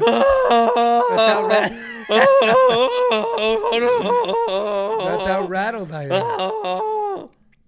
$100 is a ton, man. That's a unit on a dog. Are you out of your mind? 500, even money. No, I bit the dog 100. You're gonna pay me back 102. How about we do this? What? I'll give you 500. You only have to give me 250. I'll give you fucking. What's those odds? That's. Hold on. Let me figure out. That doesn't seem right. All right. 500, I'll do that. 250. I'll do that. Okay. That's so fucking dumb, but I'll do that. Huh. So It's you're gonna give stupid me to all pass that requests up. right now? Huh? No, don't request it now. You're just gonna jinx yourself, idiot. There's no such thing as jinxes. No, I should just pay you $250 now, so you have to pay me $750, and it's really gonna sting. That's what's gonna happen. Yeah. Whiteboard it up. Yeah, I don't think that will. Guys, I need to somehow pay this. If you pay me $250, you would not. You would owe me If I paid you $250 right now, preemptively, and then it turns out I win and you owe me $500, you got to reimburse my $250 and then send me $500. Yeah, but you said you don't want to do it because then you're gonna have to send the money afterwards or something like that. Just send me the $250. I said I'll send you the $250, and it's really gonna sting when you have to send me $750. The fuck are you not getting? I wasn't listening, so that's my fault. I thought you were talking about you said it's $750. This is that yapping. I'm telling you, just yap so much. Yep. Yeah. Okay, that was me. WeWantPicks.com. Click become a member. It's only $10, and I'm gonna need it to cover this bet. That's basically a 2.5 unit bet, which you'll never see out of me, let alone on Andre freaking Fili. It's not going on premium. It's not a premium bet. Just a bet with my buddy. WeWantPicks.com. Click become a member. Unlock everything you could ever want or need heading into a fight week for an entire month. That's 4 fight weeks for $10. $2.50. You're on an island there too. Artem and Sam are on Costa as well. Okay, they're never wrong. Actually, Sam hasn't been. I don't think so. Honestly, I don't think Sam hasn't been wrong. To be honest with you, I've been opposite on him for a lot of stuff, and I fucking never fucking win. So. Well, we'll see what happens. I also want to see $50 into your wallet. Just go to WeWantPicks.com/bets. Sign up with any one of our betting partners. Make a deposit. We'll send you $50 as a thank you. It's affiliate marketing. You're going to use the link. You're going to sign up. They're going to pay us. I'm going to slice off $50 of it and give it right back to you. WeWantPicks.com premiummembers.com/bets. Really? Then you can become, actually, not then. I hate that I do the order of operation there. You should become a premium member first. You don't even need to be a premium member to do the $50 bonus thing. Two completely separate things. If you become a premium member, you can unlock the latest and greatest, which is the Fight Simulator. In 2024, we had unanimously... Is that a gobstopper? It's a... No, it's a... Everlasting gobstopper? A fisherman's friend. Has that No, been the same one the entire night? No, I keep throwing them in. Dude, my throat's a mess. You know, Anyway. your throat's been a mess for like 4 months. Yeah, but now my voice is good because I'm managing it with cough drops. See? Dude, I do a lot There's of got to be fucking talking. long-term health issues with just pounding cough drops. It's not all the time. I've had this bag since the last time I lost my voice. Anyway, I bet. where was I going? 2024 premium membership is the greatest offering in this world. Then we went ahead and added a new tool. And it's Even though it's better. rare, excessive consumption of cough drops can also lead to serious health issues. Another cause of menthol poisoning was also discovered by an individual who had taken 2 bags of menthol cough drops every day for 20 years. That's the path you're on, leading to to several skin, stomach, and nerve problems. Rapid heart rate, although rare, more serious issues like, well, here we go, confusion, muscle weakness, I'm strong. and even seizures. I don't seize up. So we're good. Safety parlay is also included in premium Ooh, membership. swelling of the mouth, face, lips. You got a pretty swollen, fat fucking face. Somebody just said I look like I was on Ozempic. I got a compliment on one side and insult on the other. What's going on? 12 of the last 15 safety parlays absolutely made it happen. 46% ROI. That's one single bet. Unlock the safety parlay now on the website. You'll also get on the website Bet Sam's Picks and Bets, Jakey Boys, Artems, and the Artificial Intelligence. WeWantPicks.com. Click Become a Member if you want to send something for the mail day. It's We Want Picks, P.O. Box 406, Prosper, Texas 75078. We have a $2 super chat from Jake Korach. Uncertainty. Fili looks like the lead singer of Incubus. Is that what you were singing, Incubus? And I can't help myself. Much I love with fear. Hate me feeling. Okay, I'm moving on. You know that song? No. Before things been love. Why is your screen so dark? Okay. Next up, at UFC Seattle, we have the main card opener, another brand spanking new fight added to the fight card. We got Alonzo Menifield taking on Julius Walker. Alonzo Menifield, 15-5 in his career, 2-2-1 in his last 5. He's coming off back-to-back knockout losses. He's taking on Connecticut's own Julius Walker. We lost Billy Ray Goff, who was from Connecticut, but we got Julius Walker. He's fine. He just lost his fight. Yeah, we didn't lose his. Yeah, he's He on didn't Earth. lose his toenails. Yeah. Okay. Julius Walker, undefeated, 6-0, making his UFC debut. Alonzo Menifield, we know by now. Jakey boy saw him at LA Fitness. Was he a monster in real life, Jacob? I was pretty surprised how not tall he was. Oh, really? Did he look He's like 5'11", I think. I think he's huge, though? I was taller than him by a while. Okay. And he looked Did he pretty look wide? confused. He looked confused. He looked like, why am I here? Like that's not his gym. He was just in town getting a workout in.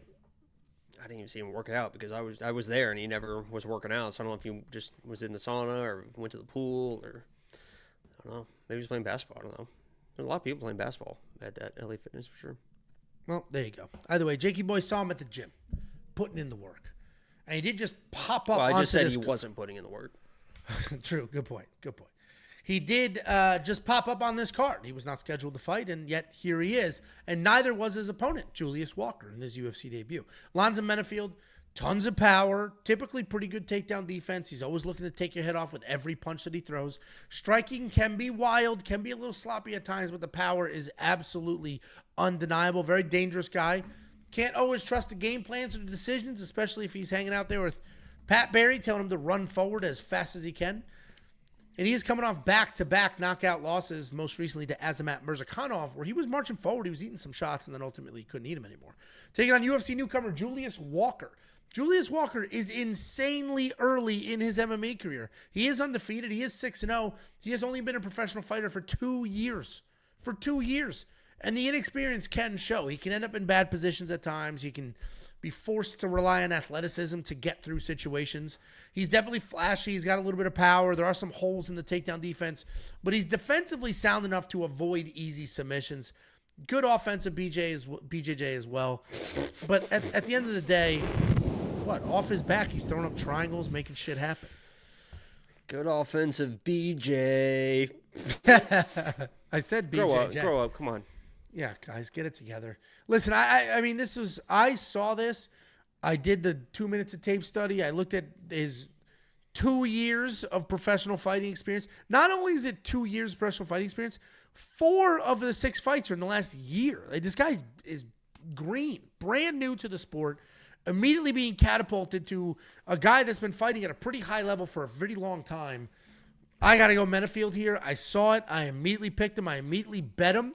I have a full unit on him at minus 140. I placed the other day. He's now minus 205.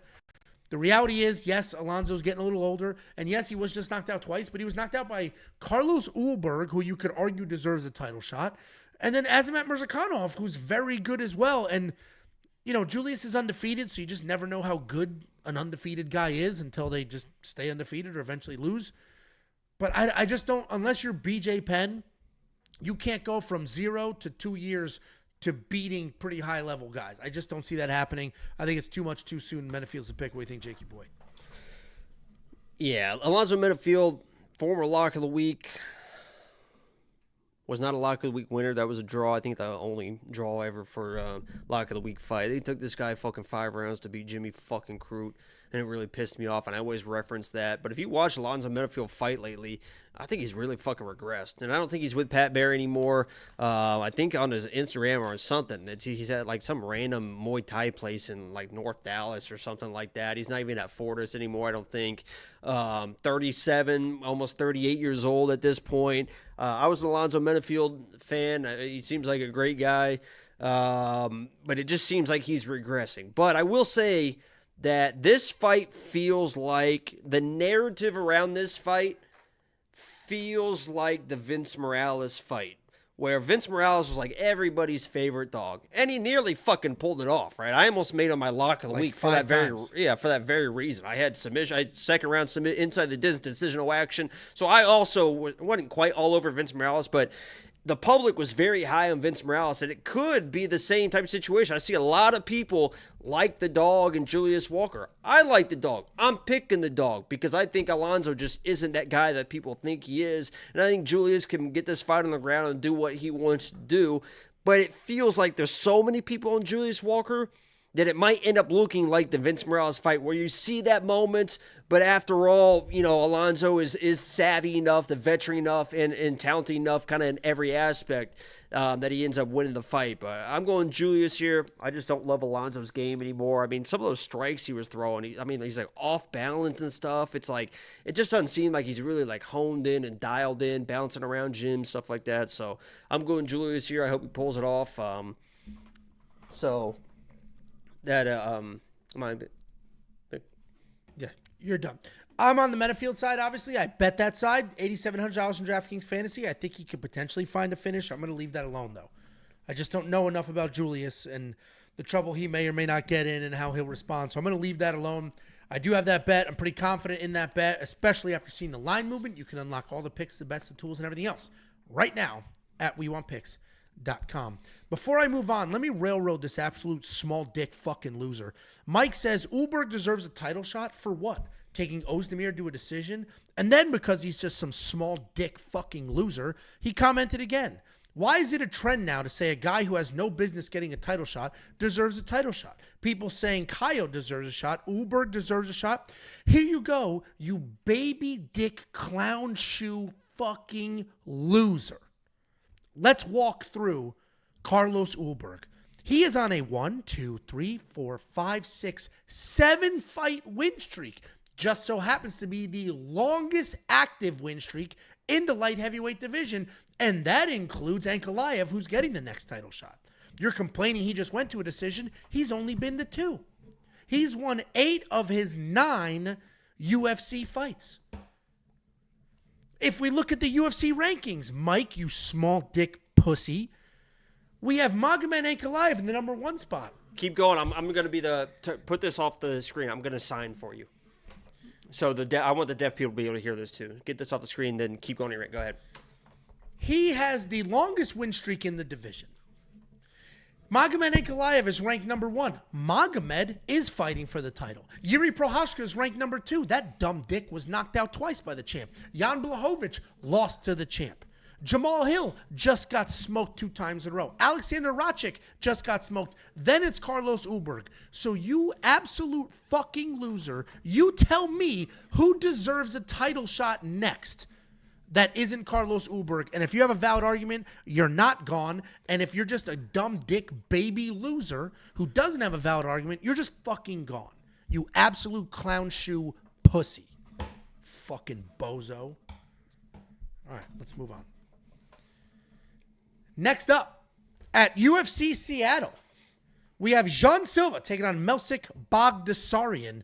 Jean Silva, 14-2 in his career, 5-0 in his last 5. He is riding an 11-fight win streak. He's taking on Melsik Baghdasaryan, 4-1 in his last 5. He's coming off a decision win over Tucker Lutz with a very short MMA career of 8-2. Jean Silva, we've seen him time and time again. He's been very active. 2024 was absolutely his year, and he was in the contender for Breakout Fighter of the Year. Powerful striker, loose, creative. The creativity is really fun to watch, but it does get him into some weird positions. He's an interesting guy to watch because he'll fight with a high, tight guard, then he'll lower his hands, and he'll dance around nice and loose, and he alternates between the two so often that you never get to settle. You don't know what to expect, and you don't know where to go. He comes in with some power. He can find his finishes, but nothing is forced. His takedown defense is solid. The striking is killer. He's coming off his 3rd knockout win in a row. This time, a short notice stoppage over Drew Dober. He's taking on Melsik Baghdasaryan. Melsik Baghdasaryan is a very aggressive striker. He's always moving forward. He's got diverse striking. He does a great job mixing things up. Long professional kickboxing career before moving to MMA. Only 10 MMA fights, but he had a full lifetime of kickboxing before that. And that's going to matter in this matchup. He's got good forward pressure, good power, good diversity in the striking, and he's pretty fun to watch, but there are definitely some grappling holes. He's coming off that decision win over Tucker Lutz, where his striking looked good and he was tough. But he reminded us 0 takedown defense. And I don't think that takedown defense is going to matter. I don't see Jean Silva shooting a takedown. And before anybody says, but he's at Fighting Nerds and they've got great game plans. Oh, yeah? What was What's-Her-Name's game plan in that last fight? Hey, Not going to talk about Bruno like that. No way. You want the mic no treatment? Way. So anyway, Jean Silva is a striker. Melsik Baghdasaryan is a striker. Melsik has a long professional kickboxing career. I am going to pick Jean. I think he's younger. Well, I don't know. Not younger in like literal sense because yes, he is. But I mean just in the career, he's faster. He's evolving faster. We're seeing giant leaps forward in the technique. We're seeing more comfortability in the cage. I think he's just going to be a little too much for Melsik Baghdasaryan, but I think these odds are kind of great. Like, Melsik's a professional kickboxer. This is basically going to be a kickboxing match. And Jean is very good, but is he 7-1 favorite good? I guess we'll find out. Jean Silva's going to be the pick. What do you think, Jakey boy? Yeah, there is definitely a world where Melsik wins this fight. I like Melsik. I've always been a big fan of Melsik. People are gonna, try to put 1 + 1 = 2 with the he got subbed by Cutelaba, so Jean Silva Fighting Nerds can just take him down. So that was like a fluke weird situation. He was beating the fuck out of Cutelaba. Kind of slipped right into like Culiba's arm just ended up underneath his neck. It was like, I guess I'll fucking choke him out. Just a weird situation. I love Melsik. I like Melsik. He has the skills he is the more technical striker of the two. He is a very technical, high-level kickboxer, Muay Thai, all that bullshit. What I hate about Melsik going into this fight, kid's got a fucking ego, right? He's good. He knows he's good. You saw that in the face-offs with Josh Cutelaba. He's chewing that gum, And it grabs Culiba's neck and shit. Like, this dude is he believes in his abilities. And for that reason, when he gets in these firefights with Jean Silva, he's not a guy that's going to back down. I promise you he's not going to back down from John Silva. And in a power versus power situation, I like John Silva to win those moments, especially Melsik being a timing striker who is coming off a long layoff, big injuries, and blew out his knee, had all those setbacks and everything. When you are a timing striker and you are trying to find your timing against a guy like John Silva,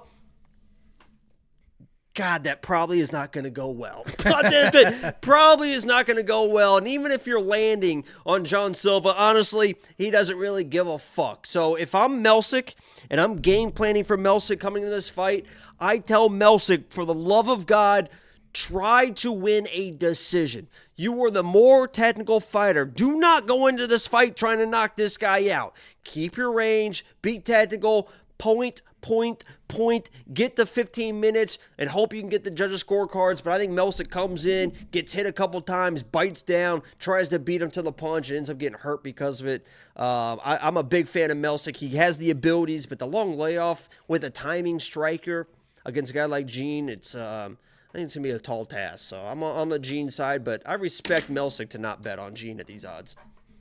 Yeah, I mean, I get it. He's a better striker. He's a long time. And this is literally one of those situations where you're like, sometimes being the better fighter just doesn't fucking matter because John Silva is just a fucking John Silva, former lock of the week as well. I can't believe he was a dog versus Drew Dober. I mean, well, that was a quick turnaround. I agree. Quick turnaround, all those things, and he just absolutely smoked Drew Dober. In my breakdown in the Quick Picks video, I literally was like, Melsik is not Drew Dober. He's not just some random American with no actual striking credentials that's like no, he is a professional kickboxer that has done that his entire life. So this should be competitive, but we're both on the John Silva side. You know, we both have a lot of respect. Might feel like is, and I respect Melsik's toughness as well. I'm not saying that I think he gets flatlined or whatever. He knows how to take a shot, and he's a tough dude as well. I think this could be like the and you're gonna love this reference, the Cheeto Rob Font fight, where I think Melsik is going to be landing. Rob was the better fighter. But yeah, I think Melsik is going to be landing. I mean, Gene is not like a unhittable guy, right? I think Melsik is going to be, landing some good shots and scoring or whatever. And then there's just going to be those big moments where in front of the fans, in front of the crowd, and I think that's going to end up winning Gene the fight. Dude, people hated my take on the Font Cheeto fight because it was like Font was the best. He doubled the strikes. He was just getting dropped at the end of every round because he's chinny, but he doubled the strikes. He was touching Cheeto up. People were like, yeah, he sucks. It's like, dude, he doubled the strikes. Doubled them. Anyway, WeWantPicks.com. Click Become a Member at the top. Unlock everything you could ever need. If you're building a DraftKings fantasy lineup, we have a wild suite of tools for you. If you just want to play some bets with the boys and have some fun, we have a whole bunch of bets ready to go. If you like to do your own research, you don't want anybody else's opinion, that's great. We have a tool called the Data Analyzer. Every data point you could ever want or need, you can search, stack, filter, and then even watch the fights themselves. So Angel you can do your playing the research victim. Everyone had the same take as you. Yes, you have AIDS, but you're not always the victim. What is he talking about? The Font take? Everybody did not have that take. People were just people fucking hated that. This guy's a fucking loser. Imagine being here and hate watching. Jesus Christ. Everything a song is about you, don't you? You're so vain. Everything is in and about you. Okay. I bet you think this song is about I bet you think this song, don't right. you? You're so vain. That reminds me of How to Lose a Guy in 10 Days. Oh, what a great movie. What a great movie. I don't remember it. Bullshit. I genuinely don't remember Bullshit. it. Okay. What a weird thing to lie Bullshit. about. Okay. Bullshit. Bullshit. That's from the movie. That's how I know. Oh, okay. They play bullshit. That's like one of the big moments of the movie is they play bullshit. So me saying that and you not knowing what that confirms that you honestly don't remember the movie. Yeah. Every now and then I fly. I have to travel. I have to travel a lot for my regular job, and every now and then I'll throw on an old early 2000s comedy. And you're the one who told me to watch Due Date, and I got to the hotel room. I ordered some room service. That's the first time you watched Due Date? First time I watched it one time when it came out, so first time in like 15 years. It's so I was good. cracking up just in the room by myself with room service in my underwear. It's great. So good. Dude, when he spits in the dog's face and he goes, I've never. Dude, the reaction is so genuine. The gasp. No, I love when Robert Downey Jr. would just get so like, just trying to calm himself down. Next up, at UFC Seattle, we have the featured fight of the evening. We have Rob Font taking on Jean Matsumoto. Hey. Rob Font was supposed to be on this card. Rob Font was originally, I believe, was he the co-main event? I think he was the co-main event against Dominic Cruz. Dominic Cruz broke his shoulder, retired, and then they pulled Jean Matsumoto from the UFC 313 card. He was supposed to fight Chris Gutierrez, and now he is here. So we got Rob Font taking on Jean Matsumoto. Hey. Rob Font, 21-8 in his career, 2-3 in his last 5. He is coming off that win over Kyler Phillips, taking on Jean Matsumoto. Hey. Undefeated in his career, coming in on short notice. Rob Font, gritty, tough, very technical striker. Northeast tough.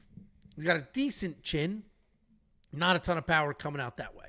He is primarily a boxer. You're not going to really see him kick or wrestle often, but he doesn't need to because the hands are clean. They're fast. He works in and out of that pocket.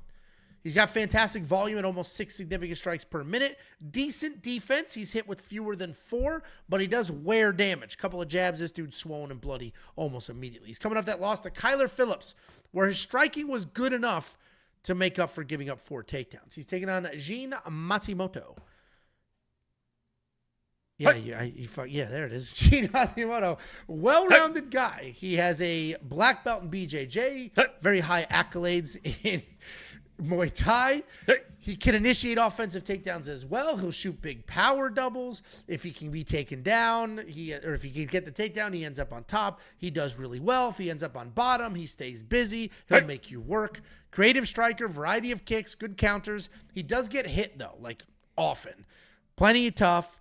Plenty of cardio. He can push through some adversity. He's coming off the decision win over Brad Katana, where he was taken down 3 times. He was hit a little bit, but he showcased big power, clean striking reads, and he was just blasting Brad off of kicks.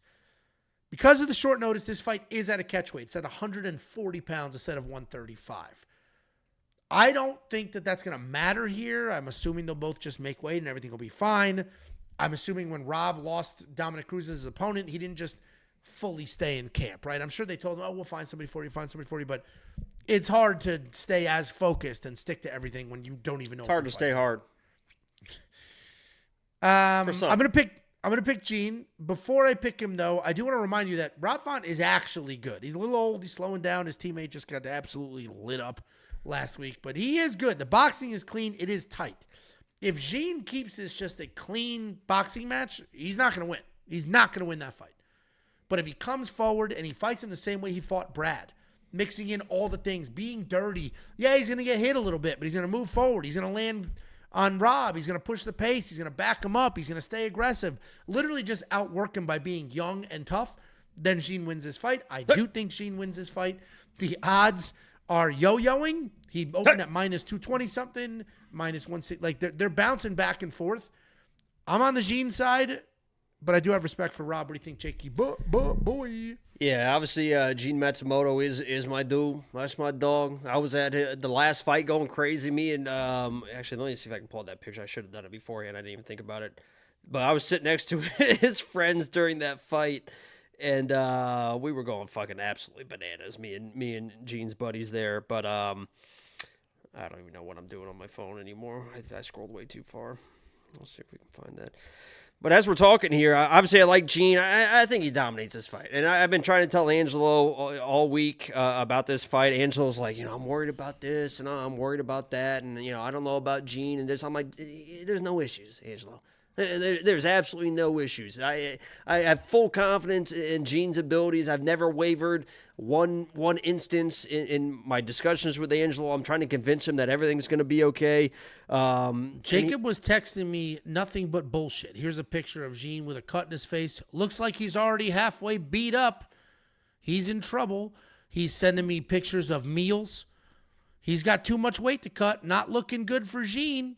Where's the picture of the meals you were sending me? Where the hell's that? Here we go. Pictures of him at the Cheesecake Factory. Cutting weight's going to be a problem. Picture of Arnie Nicolosi plowing French fries. Gene's going to have issues cutting weight. You've been doing everything possible to stress me out. You fucking leave Ariani out of this. My beautiful queen. You fucking apologize right now for even putting her name in your dirty fucking mouth. You pig bitch. You apologize right now for even speaking her name. That is my fucking queen. You better get to this fucking breakdown. You fucking...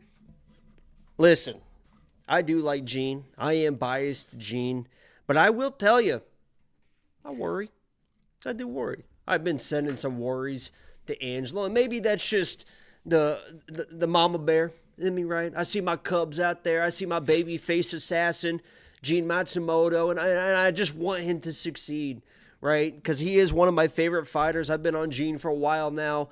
I said he's one of the best 135 prospects up and coming, and he showed that he's got some grit, some determination, because that was a little bit of a war he had to go through, a war of attrition versus Brackettani. He came out on top, so we know he's okay. He's not going to fold under pressure. Even that Argueta fight, Argueta was fucking all over him. He worked through it, found the submission win. He's been through wars before, so if this turns into a nasty fight, he can handle himself all right. He's got the wrestling. What I do worry about a little bit is Gene is he's very good, but he can kind of fall into fights he probably shouldn't really be in, right? He'll stay in the pocket. He's a good striker. He'll sit there and box. And I do worry about Rob sticking that jab on him. And then when it's time to wrestle, the wrestling gets a little bit too desperate for a guy like Rob Font. I know people can take down Rob Font, right? But if you're getting a little bit telegraphed, he's an experienced guy, and he's going to be able to see that coming. We just saw him expose Kyler Phillips, and everyone's going to be like, oh, Kyler Phillips, a fucking gasser.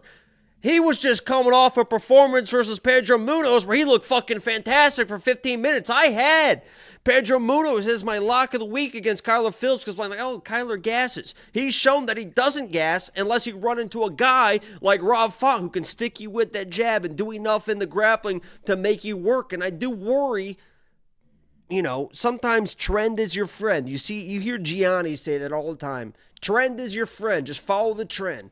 Well, the trend this year is undefeated prospects.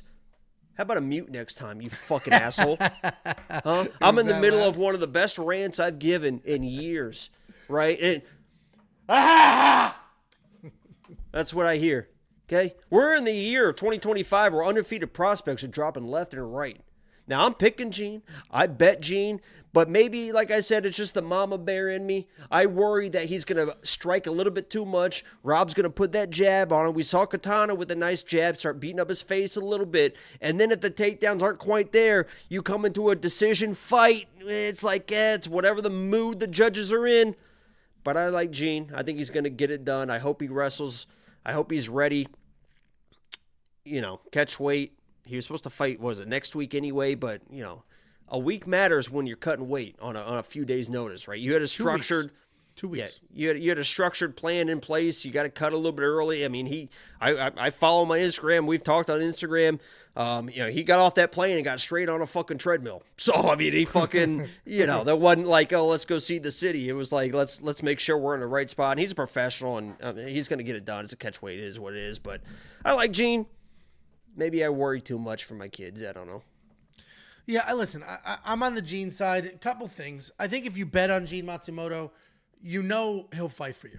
You're not going to get frozen in the moment bullshit. You're not going to get somebody who gave up 2 rounds and does nothing in the third, more of the same. You're not going to get the Sean Strickland bullshit. You're not going to get the Kevin Giuseppe bullshit. He knew he was in a war versus Katana, and he went for it. And 100%. And I think Katana is very good. He can wrestle. He can strike. He's busy. He's a Cardi Diva. Rob Font's good at one thing. Rob Font is only good at striking. That's it. That was the broadcast of me celebrating with Gene. We just went fucking crazy. I was just like, better beans. And I actually sent this. Gene actually asked me for all my videos and stuff for that fight, but there's me with his 2 buddies there. We were very excited when Gene won because it was funny because they don't know English. And they when they said the winner, they were like, the winner, because I know Portuguese. But when they were announcing the winner, it was a split decision, right? He does it. It wasn't Bruce Buffer, it was the other guy. He doesn't say the name first. He said, and still undefeated, And those guys didn't. So when he said "and Yeah, you don't still," I understand. was like, Yeah, yeah. I went like "woo," and they were like, they looked at me like "what?" And then they saw that Gene was like "woo." So Yeah, I mean, anytime you bet on somebody, you can't win every bet you ever place. But if you bet on somebody, they go out there and they fight their ass off. It's like that's all. Like that's if he loses because Rob Font jabs him up, it's like all right, look at their delayed reaction. Ready? I was like, yeah. Then they're like, woo! Yeah. It was like everybody, because I heard and still, so I knew he was going to say undefeated or whatever. Yeah. That is funny. Well, if you do want to unlock all the picks, the bets, the tools, and everything else, this fight is not in DraftKings yet, but when it is, we'll take a look at those salaries. Gene will obviously be the favorite there. We'll see what his money is. I forgot to show the celebration too. Look, ready? Yeah. You just started. Dude, I jumping up and literally down with just. them. That's so funny. Good for them. See? Good for them. Brazilians Happy are good people. Look at them. That's why I said parabéns. Gave me handshakes. And I see the win coming. I feel it. And if you want to check out all the action we got going on, go to WeWantPicks.com. Click Become a Member. At the top, it's only $10 for an entire month's worth of access. And that month, we'll give you UFC 313, a couple of fight nights. This card, WeWantPicks.com. What? Here's the broadcast. Go straight from. Oh, that's so funny. Good for you. $20 super chat from Prominent Talent. Token of my appreciation for the premium bets. $10 a month is too good. ROI at 16% for me year to date. Not bad. That is not bad. Because if you know anything about sports betting, first of all, Anything long-term over success, 5% is very good. it's very good, and long-term success in general is insanely hard to come by. Yet somehow the boys are making it happen. So Prominent, 16%, something to be very, very proud of. Thank you for the super chat. Next up, at UFC Seattle, we have the co-main event of the evening. We have a rematch between Brendan Allen and Anthony Hernandez. Brendan Allen, 24-6 in his career, 4-1 in his last 5. He's coming off the streak snapping loss. There we go. I got there. To Nasruddin Imavov, and he's taking on Anthony Fluffy Hernandez. Anthony Hernandez, 13-2 in his career, 5-0 in his last 5 on his own 6-fight win streak. I mentioned this is a rematch. The first fight happened all the way back in 2018. It was for the LFA title. I don't care. If you're talking about a rematch from 2 years ago, it matters. If we're talking about a rematch from 7 years ago, I don't care. I do not care. Doesn't matter at all. Literally means nothing. Anthony Hernandez won that fight. In case you care, I don't care. I break it down fresh after 2, maybe 3 years. We got Brendan Allen, BJJ black belt, solid low kicks, solid takedowns, good striking overall. We've seen his evolution in the octagon. He showed up as a straight grappler. And when he fought Anthony Hernandez the first time, he was just a straight grappler. And now we've seen that evolution. He's added striking. He's much more comfortable striking, and now he can do all the things. He seems to have more confidence than ever in every single fight. We did just see him lose to Nasruddin Imavov, but that loss is aging pretty well. And right off the rip in that first round, he had a spectacular takedown. He's taking on Anthony Fluffy Hernandez. Good grappler. He's averaging almost 7 takedowns per fight, and as we've said many, many times before, that means he has no control. He's got solid wrestling. He's got real entries. He's a BJJ black belt. And although he is willing to strike, he's not great at it. It's not really his path to victory. What is his path to victory, though, is just incredible cardio, incredible patience. And I've been quietly hating on this guy, even though he's just been grinding. 6-fight win streak. It all kicked off with that underdog win over Rodolfo Vieira. He's coming off that main event win over Michel Pereira, where he had landed 6 times the amount of strikes. 6 times the amount of strikes he landed, and 10 takedowns before finding the finish. And I mentioned I've been quietly hating on this guy. And maybe you don't want to call it hate because I actually have no issues with Fluffy. I think I've just been underestimating his skills and how good he actually is. That last fight, though, it's undeniable at this point. What he did to Michel Pereira, who was very clearly the better athlete, the harder hit, what he did to that guy and just kept coming, kept grinding, kept shooting, just did not stop. He broke that dude. There you go. Was that after that fight? No, he was just walking around shirtless before the fight, sweaty and shit. I don't know if it was a different event, Dumbass. you dickhead. Was that after the Michel Pereira fight? Yeah, that's the fight I went to. Oh, all right. Couple of 2 good-looking dudes there, huh? There you go, yeah. He's got a tiny little head. Anyway, he's good. You can't deny how good he is. He's got insane cardio. If it was 5 rounds, I'd be far more confident in Anthony Hernandez than 3. But I do think Anthony Hernandez wins this fight. I just, after seeing what he did in that last fight, it's just hard to continue to assume that he can't win fights. Because he's not very athletic. He doesn't hit very hard. He's not very fast. What you can admire about Anthony Hernandez is he's earned everything he has. That cardio he had to earn. Like everything he's done. that's Mateusz Rebecki and me. That's photoshopped. you, dumbass. Yeah, me photoshopped onto Mateusz Rebecki. That's a great Photoshop. Anyway, I'm on the Hernandez side. I got to appreciate all the work he's put in and the record he's having. Jakey boy, what do you think? Yeah, I mean, if you're fluffy, I know that you have confidence in your grappling, in your wrestling, and you're probably just going to wear this guy down because, I don't know, I wouldn't really listen to you. But as you mentioned, Brendan Allen has shown kind of cardio-type issues. I mean, that desperation in that fight was very surprising after the first round, and maybe he had excuses for it. Maybe it is what it is or whatever. But Fluffy, it doesn't matter what you do. Fluffy outworks anybody he can find. I would just worry, especially early. I know you're a good grappler and all this type of stuff.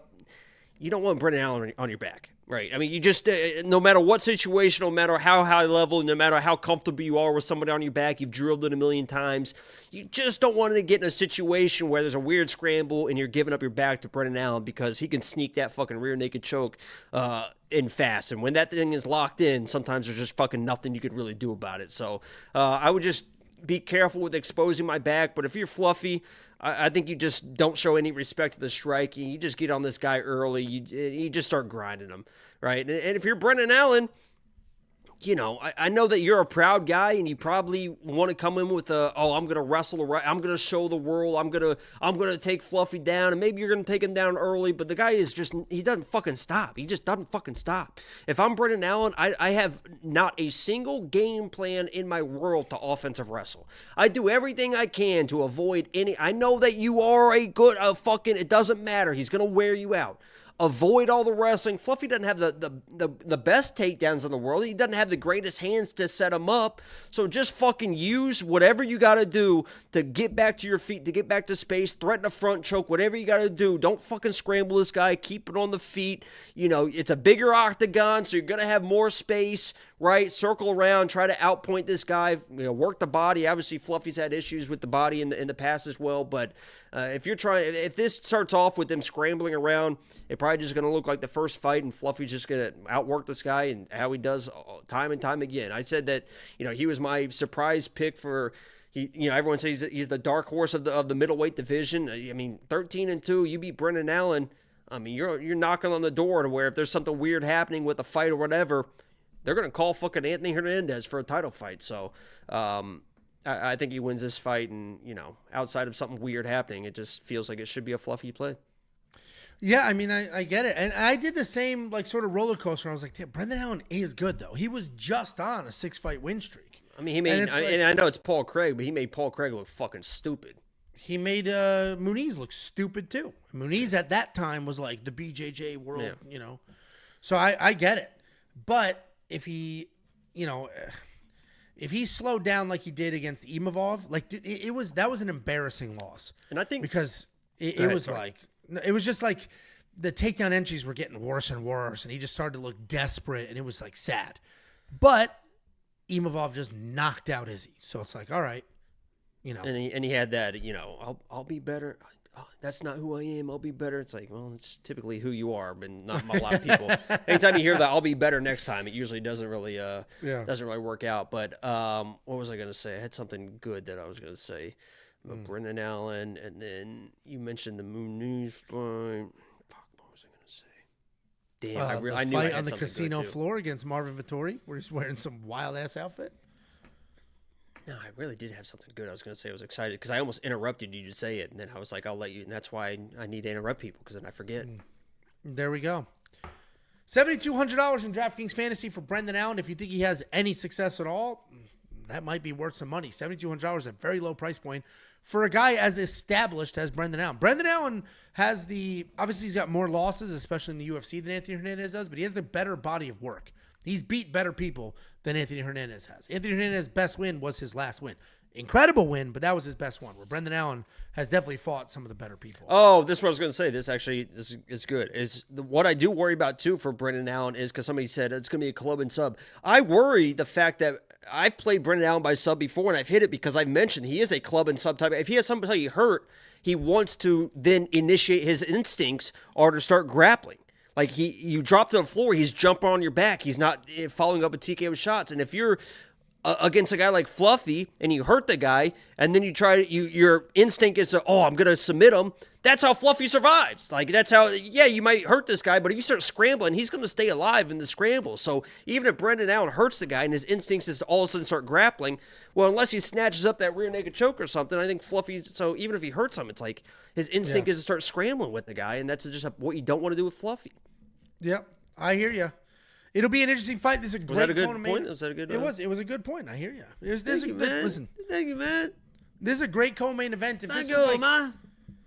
This could be its own fight night main event, not just a co-main. But here we are, 3 rounds. I do think that's going to kind of matter here. But either way, this is a really good fight. And if you do want to check out all the picks, the bets, the tools, and everything else we have, not only for this fight, every other fight on this card, the next card, the card after that, and this card, next card, card after that, and the card after that. 4 cards for only $10. WeWantPicks.com. Click Become a Member. At the top, everything you could ever want or need. $1.99 from Aaron Allen by body shot finish or club and sub. That goes right into what Jakey Boy was just saying. That's why I read that, and then I was like, that's the issue. If I can. Thank you, Aaron. Next up, at UFC Seattle, we've got the main event of the evening. We have Henry Cejudo, former double champ.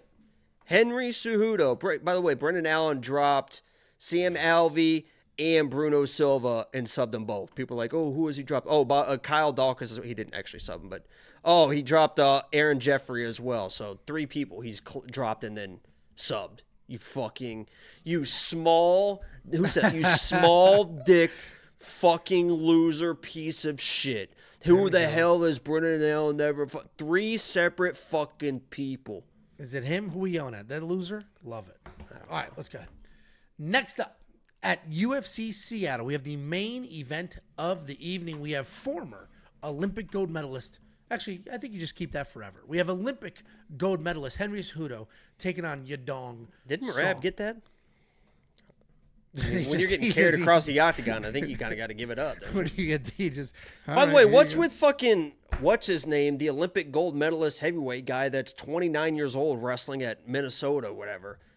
Gable Stevenson. He's like 25 years old, beating up on these fucking college kids. He's an Olympic gold medalist. He's the best wrestler in the world, and I didn't know he's still in college. He gets to compete as a college kid. That is wild. He's just smoking them all. I see highlights of it. It's like, he's a fucking gold medalist. What is he doing? He's fucking wrestling some 19-year-old kid.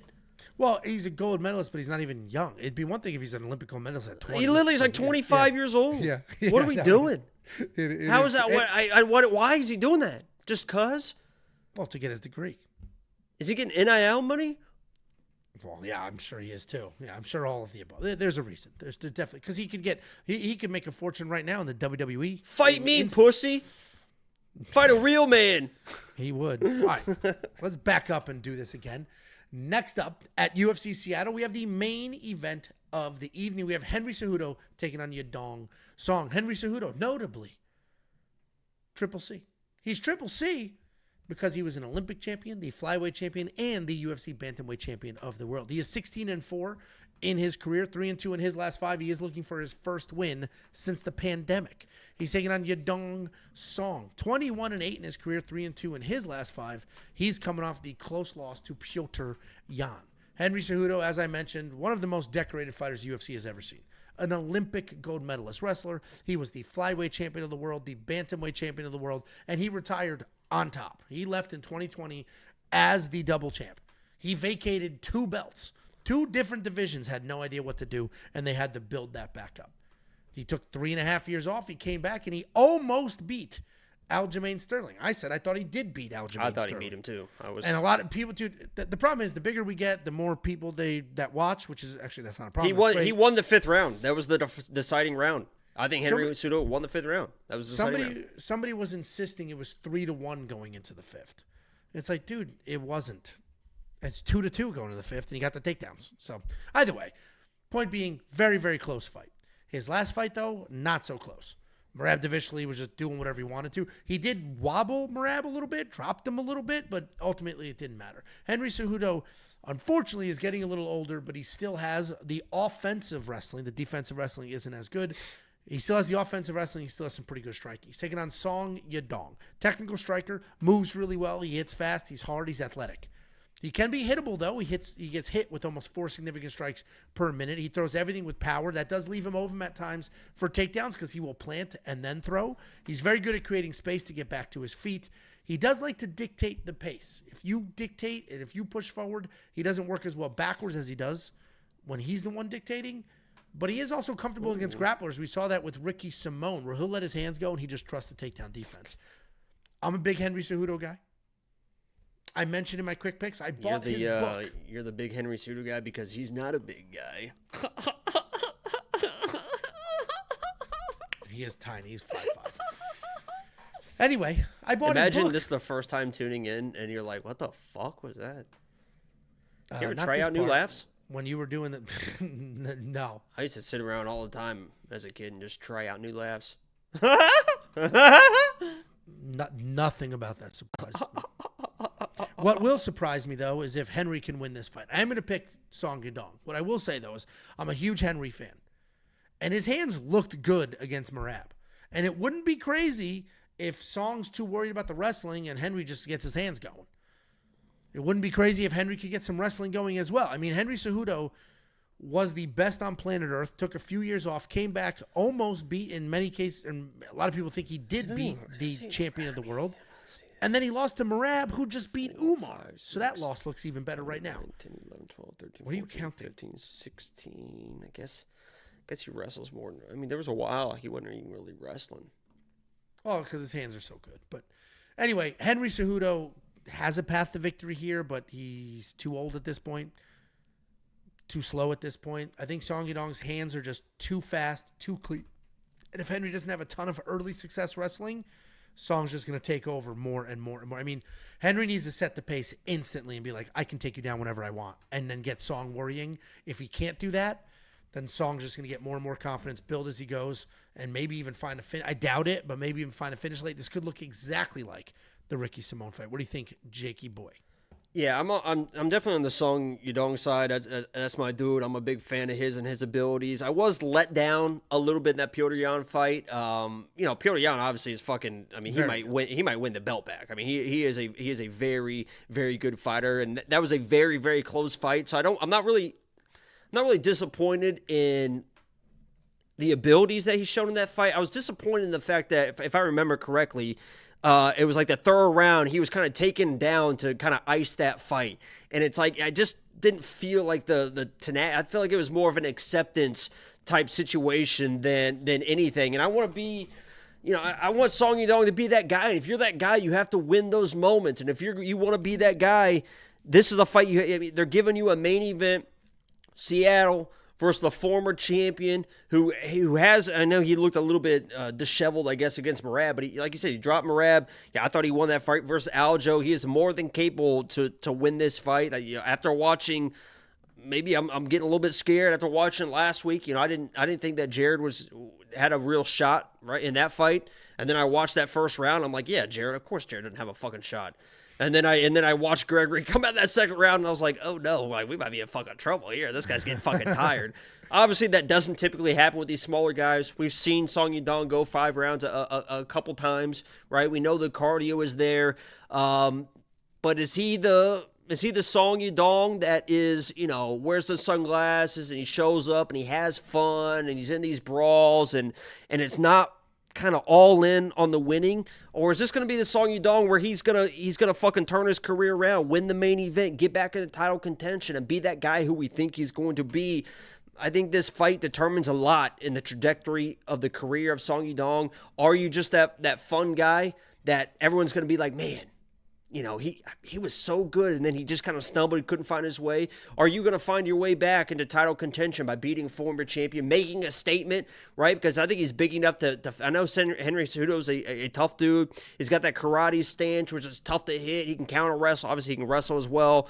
So a tough guy to finish, but if there's ever a time to make a fucking statement, Song Yudong, this is the fucking time. You're fighting an aging guy. You should be stronger in the striking and be able to defend the wrestling, in my opinion, against Henry Cejudo. So I'm going Song Yudong, but the way this year's going, it does feel a little bit weird. I respect Henry and his abilities. If he came in and pulled this out, I'm not going to be the most surprised in the room, but, Song Yudong should be able to get this.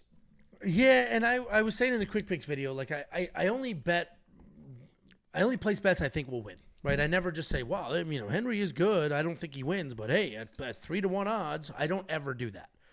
So I'll be rooting hard for Henry. I want Henry to win. I'm not going to bet on him. Oh, I have bets on Song Yudong, asshole. I was going to say the only bet I would consider for Henry is a plus 5.5.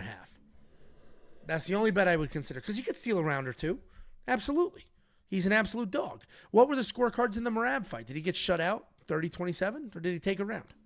You kind of shut me out of the bedroom the other night. Okay.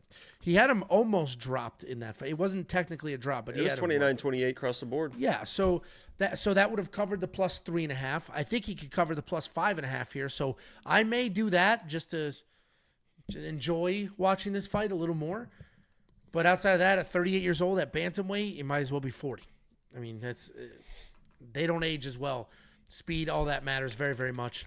This could be the passing of the torch, like Henry smoked Dominic Cruz, right? Yeah.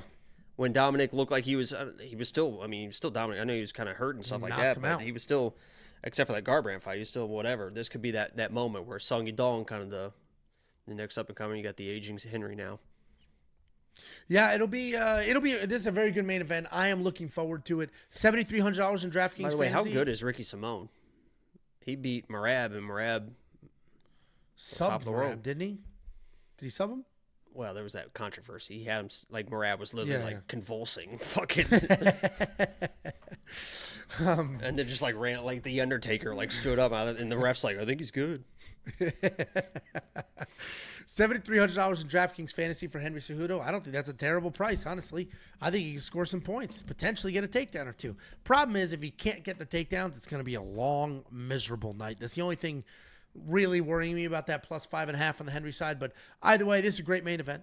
If you want to check out all the picks, the bets, and tools, you can do so now at WeWantPicks.com. Not just this card. You'll get 4 cards for $10. That's $2.50 per card. That will include UFC 313.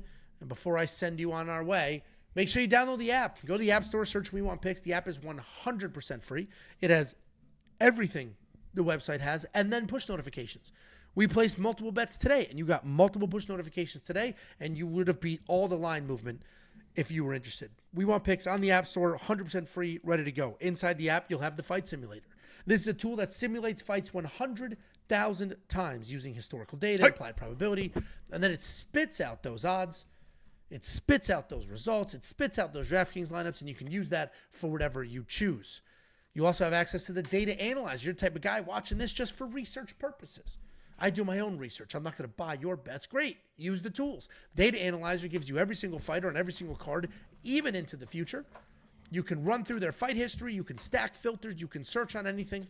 What happens if I make Austin Van Zandt the lock of the week, and the lock of the week video I put together is the videos? I'll blur it, but you use his OnlyFans work as his highlight. What do you think? Some Pretty Ricky behind it or something? I think that would be that would do numbers. Or what if I reenact those with a pillow, like a body pillow? You would be Paige. You'd reenact. Angelo, I don't know why you constantly are attracted to me as a female. Dude, they just canceled They just canceled school tomorrow. Yeah, it's getting nasty. Is it really? I have my windows closed. They just canceled school tomorrow. They literally were closing toll roads preemptively for the winter weather advisory. You know how Texas gets. If it's below 35, it's like, whoa, everybody, drip your water. That's crazy. I literally got, this is, it's funny that it's happening today because this is one of my Facebook memories of when I went to the fucking gym and it was closed, and I'll show you the fucking... Also, all it is, it's freezing rain. Everybody's like, ooh, it's not a blizzard. There's no snow. We're going to have like 1/18 of an inch of ice, maybe. That's what we're getting. That's why it's crazy schools canceled. Well, ice is serious, Angelo. Let's not be... The only good news when school's canceled is I don't have to wake up early to get these kids ready. That's it. Outside of that... Oh, let me find this picture. Dude, I'm filming a podcast tomorrow, too. 2 podcasts tomorrow. Filming fucking nuts. All right, here's the picture. I went to the gym just assuming that the gym, this was 3 years ago, just assuming the gym was going to be fucking open because I'm driving around, and I drive to the gym and the gym's closed. This is the picture I took of, you want to hear, everyone talks about taxes. Oh, taxes tough. Oh, taxes. Oh, taxes always tough. Don't mess with taxes. Don't mess with taxes. Well, these were the Texas fucking roads when everything was fucking closed. Everything was fucking closed. This is what the road looked like. There's not a fucking single any part of snow on that fucking... These are the roads. It's not coming in clear, but you can clearly see there's not any snow. That's not even snow that you see that's white. That's the dry asphalt. Everything was closed. Ooh, don't mess with Texas. Ooh, don't mess with Texas. What a fucking joke. I was never in my life have I been more appalled than that moment. When I pulled into the gym and I'm like, where's all the cars? And I went, closed? It snowed, what was it, a month ago, and I went out driving around. We went to the airport. I literally cleared my fucking car and was like, let me go drive around because I never get an opportunity. I had a Honda Civic 10 years in Indiana, whipping that thing, never got stuck once. Manual transmission, just fucking rock that thing back.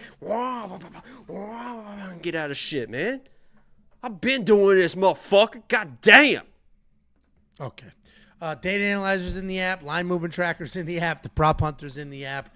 Bet Sam's in the app, Artem's in the app, me, Jacob, Artificial Intelligence. WeWantPicks.com, click Become a Member. At the top, it's only $10, and if you want 50, we'll send you 50. Affiliate links at WeWantPicks.com/bets. Any more rants for the people before I let you go so I can chop this bitch up? Nope, it was actually pretty quick considering the first 20 minutes we didn't. There's only 12 fights, but yeah. And one of them you didn't do any research on, so... Newsflash. Don't do research on any of them. Right. But seriously, no, I think could be an underrated card. Make sure you like the video if you haven't already. Subscribe. Excuse me. Make sure you like the video if you haven't already. Subscribe if you're new. WeWantPicks.com. And I'll be at the fights. I can't wait for. It's hard. It's hard. These weeks are tough because I'm going to be at the Apex again.